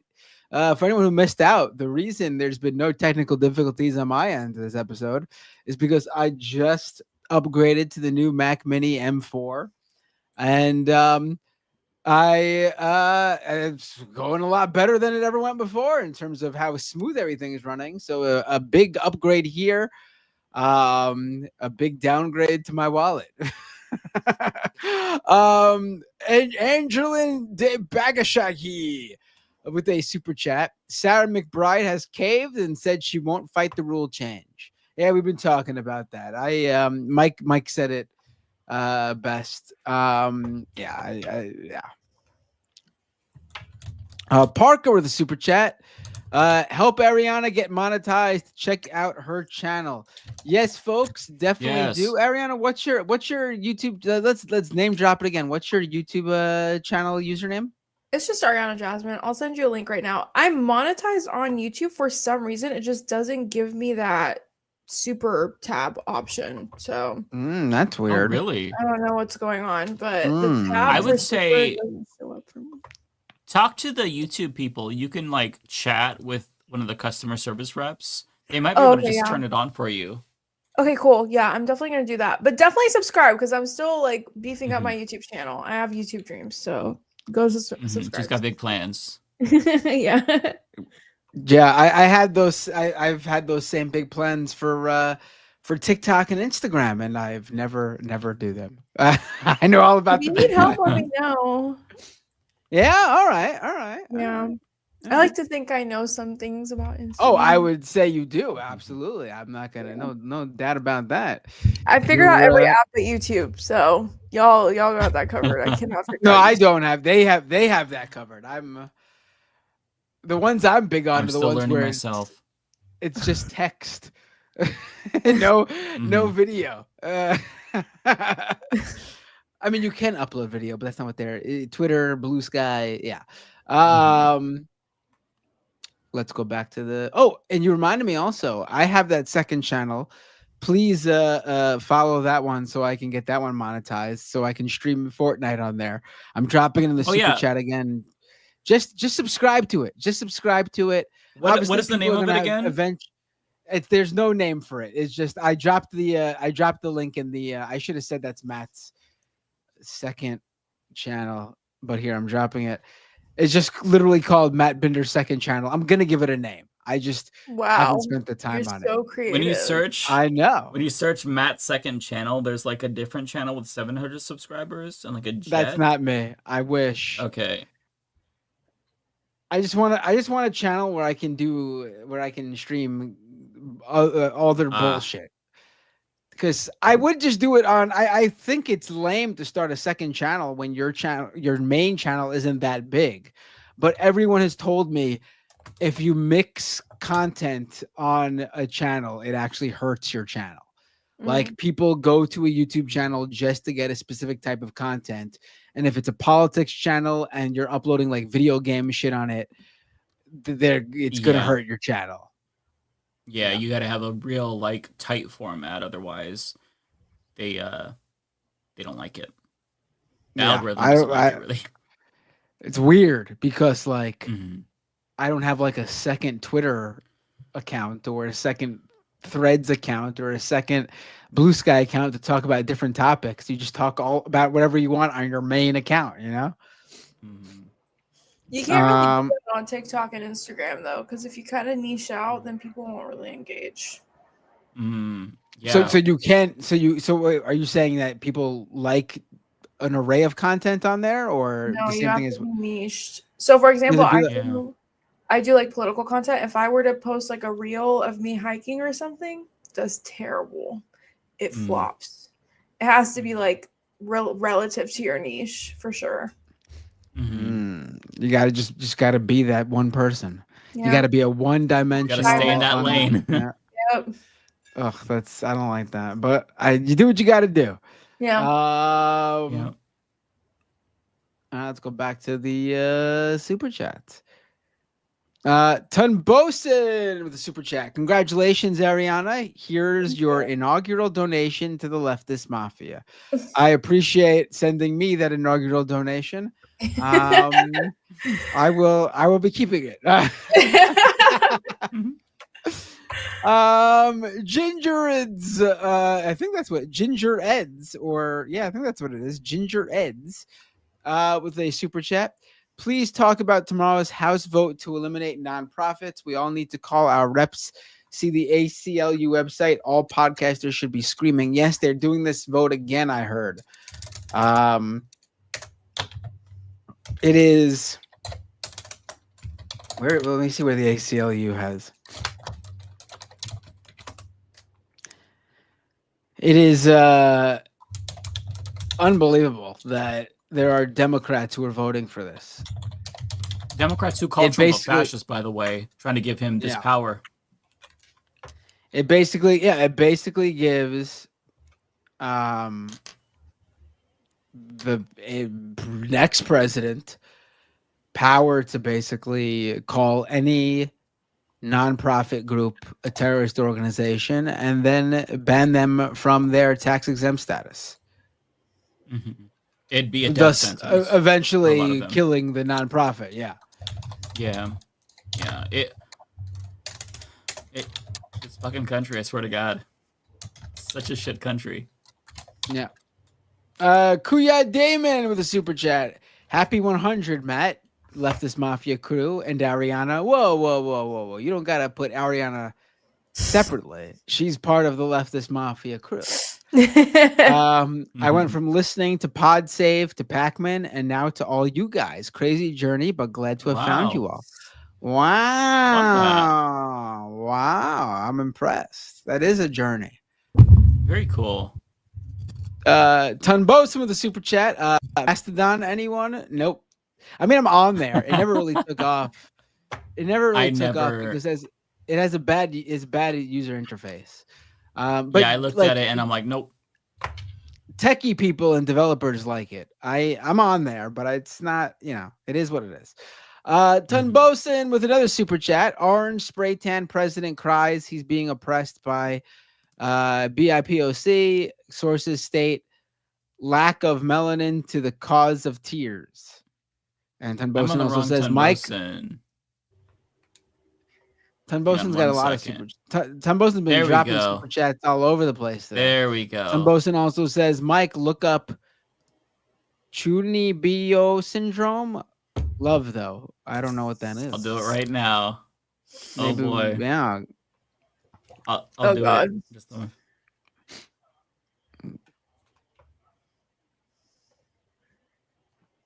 What is it? early teens who have grandiose delusions and a strong desire to stand out. I don't know if that's the right one. There's a couple of different. There's an anime. Oh boy. All right. A85 Ramos with a super chat. Motherfuckers, I'm 30 minutes into the beginning of the episode and you still haven't properly introduced our new host.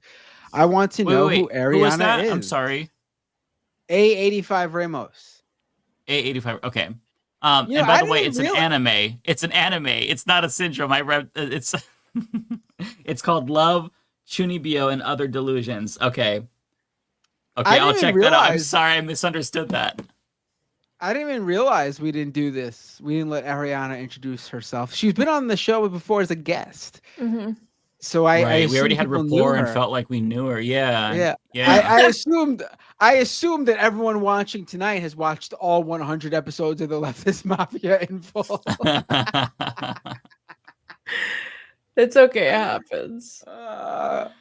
Also, she's been on. We've definitely talked. She's been on more than once. I feel like at least twice before today. Yeah. Lance did ask me to come on during the DNC when I was with the Uncommitted, but I unfortunately saw the message too late because it was such a shit show. So it could have been 3 times, but I saw the message way too late. Right. And this is not a super chat, but Retoriku on Twitch says, should I have not started with this episode? LOL. Oh no, listen, you can't miss a single episode. You have to go back to episode 1 and watch them all. Otherwise, you don't in chronological order. You don't get the story. You don't know what's going on. You don't get the canon of. We all have gone through different character arcs. You have to see why they think that I hate old people. Right. There's all these different things that you miss. The inside jokes. You've missed at least 2 completely different hosts who are no longer on this show, for one. And one still a friend of the show, and the other not so much. So you've definitely missed out some drama, actually. That was big. Yeah. And before that, even bigger drama with other channels that we were heavily involved in. There's a lot. We should have a Wikipedia page for the show. I mean, I'm pretty sure that during the 3rd episode of this show was when Elon Musk banned me from Twitter. Oh, I mean, right? Oh, that's that was right. Yeah, it was a whole thing. Yeah. So we should probably do at least like the episodes that you should check out if you're new to Leftist Mafia. Yeah. Because there were some episodes where like shit happened. Right. As Bill, I don't know whose chat this is in, but Bill Hamilton says, some characters have died.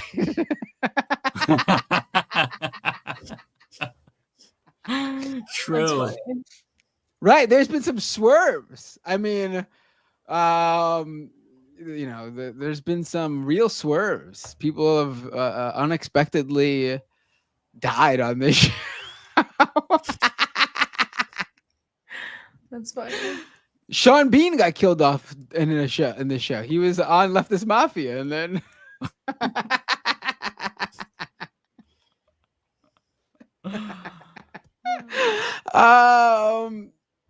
all right, let's go back to the super chats. Tunbosin's gone wild today with the super chats. Wow, buddy.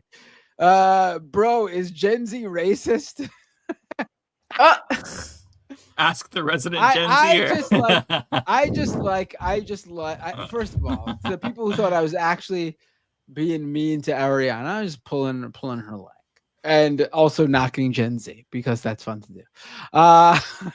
Tunbosin with another super chat. Happy birthday, David. Remember to thank Binder. Oh, I'll tell David that you did that.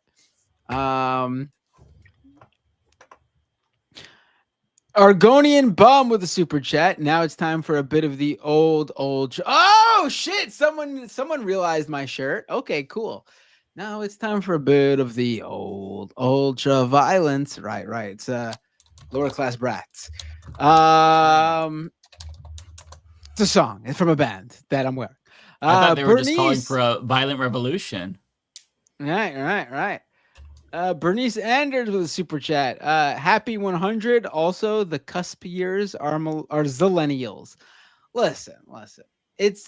I get that there are people on the brink of the different generations that feel like you are a part of another one. I get it. But for me, if you were born within those years, you are technically what those years contain. It's it is what it is. What's wrong with being a millennial, Ariana? I don't get it. What's the big deal? What's the big deal? There's nothing wrong. I just don't identify. Like, I don't feel like I'm a millennial, you know? Oh, okay. All right. You know? What would make you feel like you're a millennial? If I still used Facebook. I don't even think of millennials when I think of Facebook.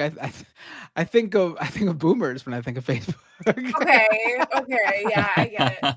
I think millennials just like have a certain vibe that I feel like I don't have. Like, for example, I'm very into the good vibe, like the TikTok sounds and like the trends online because I'm terminally online, like things like that like I just feel like millennials don't really care to follow. What are you talking about? Millennials were the first internet. We're the first internet generation. That doesn't make any sense. Well, that's why our sense of humor is so different, though, because we have like a certain like, oh, well, I'm so random, like that type of like sense of humor, whereas Zoomers have a different sense of humor because they've existed on a different area of the internet than we have. So it's like it's a cultural difference too. But besides I do just like the age. Like you know, I'm right at that point of like the middle cutoff where I would agree if someone called me zillennial, but millennial, I'm like, I don't know about that. Yeah, you could be the ambassador to bring the two generations together. Oh and heal God, the divide. I don't know if I can heal the Gen Z white red-pilled boys. That's a whole. That's a different fucking beast. That's a whole. No, I mean, see, if you're gonna identify as Gen Z, you gotta claim the whole thing. You can't just be like, oh no, not the bad Gen Z stuff. I said I can't save them. I didn't say I don't claim them. Oh, okay, all right. I can save them. You know. All right. Yeah, I'm just saying, millennials, the new greatest generation. You know, that's just what we are. Yeah.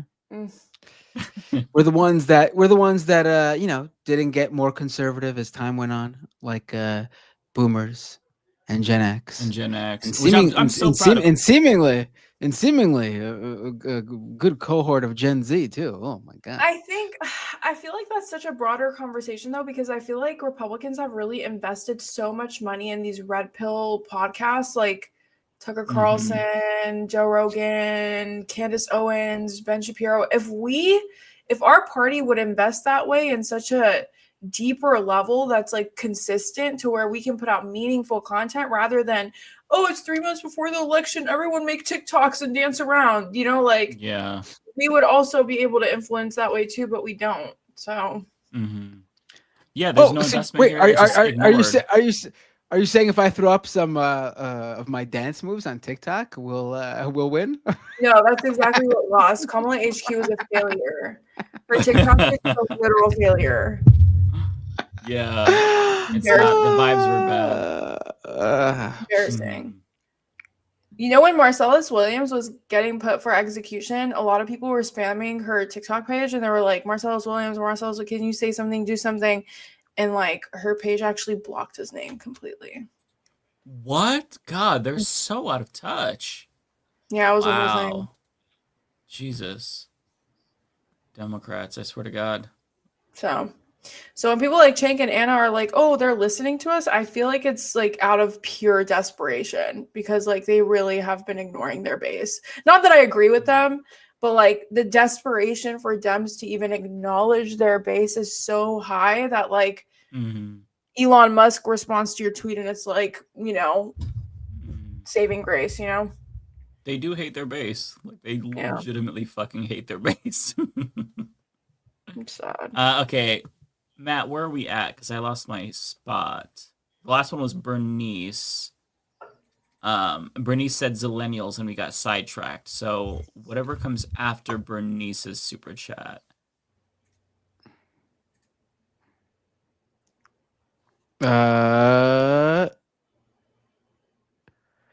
Oh, wait, did I read Bernice's super chat?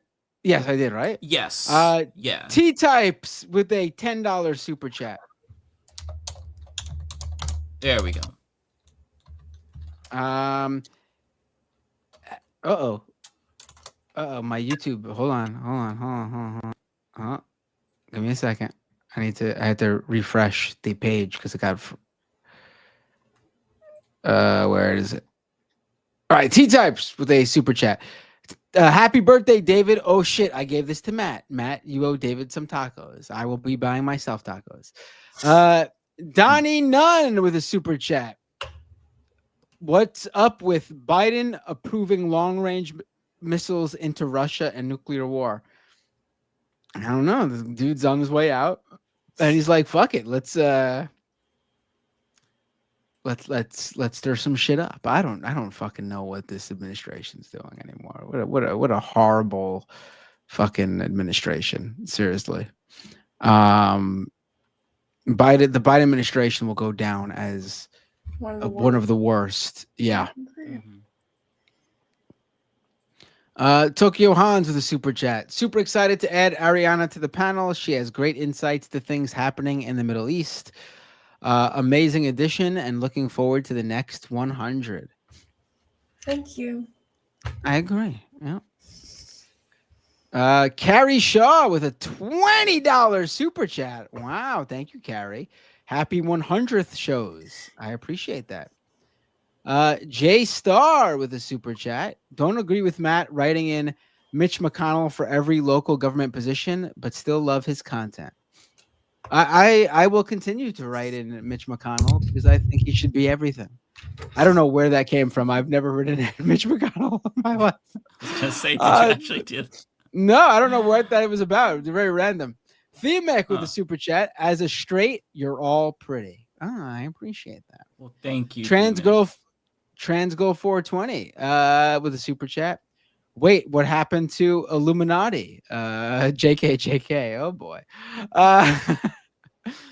Guamu with a super chat. Today's Mexico's leftist Congress voted to disappear the autonomous government transparency agency that was heavily used in the past by journalists to uncover corruption cases. Nothing to see here. I have to look more into this. So this is not something I'm aware of. But thank you for letting me know.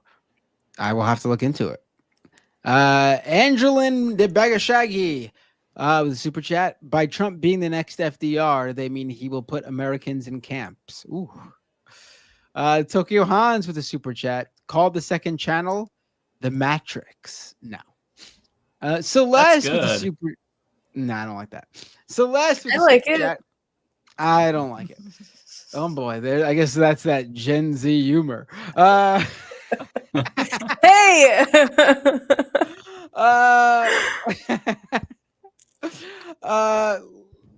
Celeste with the super chat. White people need to stop voting against us minorities. I mean, it depends. Trump did pretty good with certain minority groups. Omega with a super chat. Shout out to one of the best. Wait, hold on. Shout out to one of the best out here, Ariana. Oh, you Thank see that, Ariana? One of the best. Kowalski with a super chat. The rich go to their bunkers. I'm welding them in. Oh, Hell I like yeah. that. I love that. Tokyo Hans. The original Leftist Mafia members were John, Paul, George, and Pete, last of which got switched with Ringo. And after 100 episodes, we got to this iteration. Right. All right. Yeah. A boggled Canuck with a super chat. Come on, Matt. Generations are arbitrary. It's more about vibe. A great 100th show. Congrats. Welcome, Ariana. Thank you know, you. I technically do, obviously, for the most part, agree that it's not like completely, like a hard stop. Like this is what you are, and obviously there are good boomers, good Gen Xers, good. Is the silent generation still around? Is the greatest generation? I always forget which comes first. They're all gone. Greatest generation are people. Yeah, just boomers. People born. Greatest generation of people born between 1901 and 1927. And then they're not so here I guess anymore. the silent generation is the one right after that, right? Yeah, 28 to 45. Though they're still around. Yeah, that's true. So that's silent. Okay, silent boom. Okay. I mean, Not there's so probably silent, some there's probably some greatest generation folks still around. I mean, you'd be like what, 96, 97, but you'd be around. Yeah.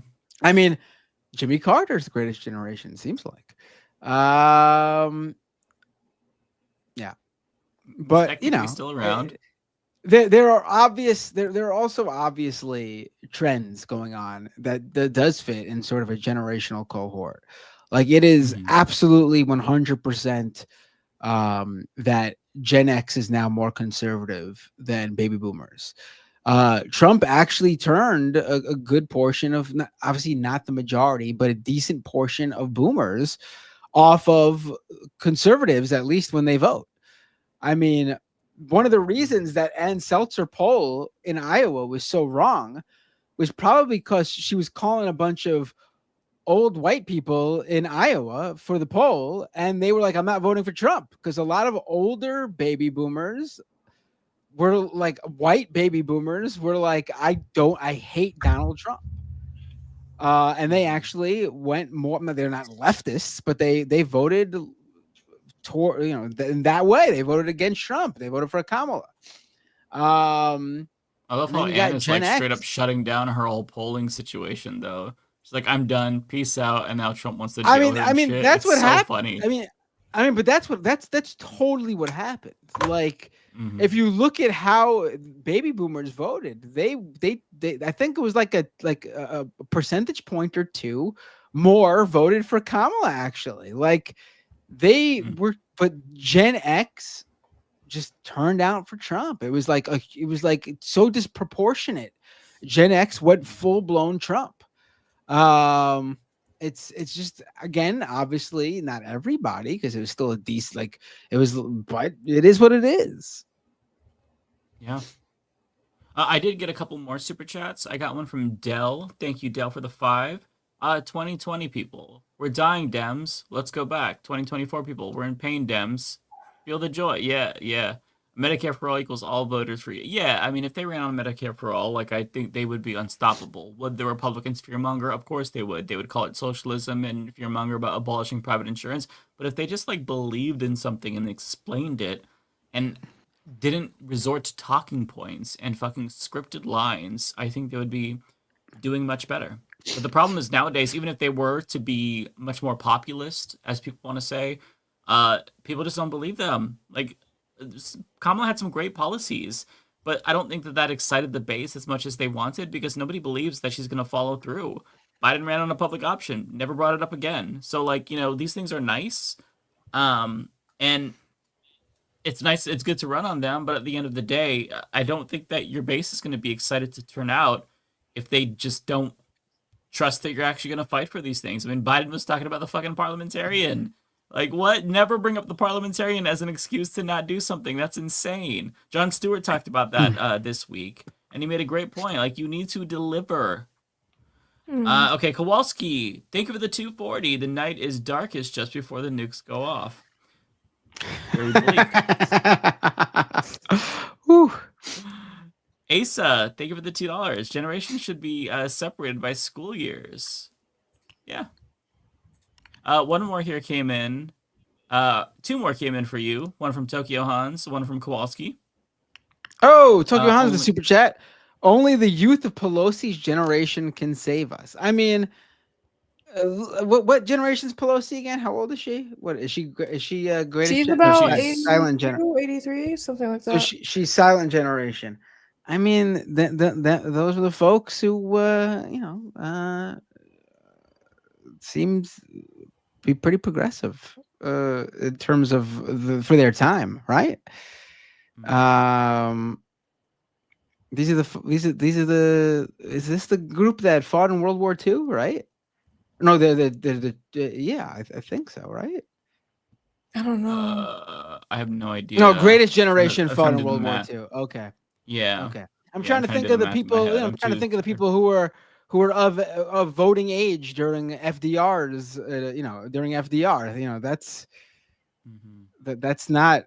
I can't imagine baby boomers and Gen X voting for an FDR nowadays. Celeste with a super chat.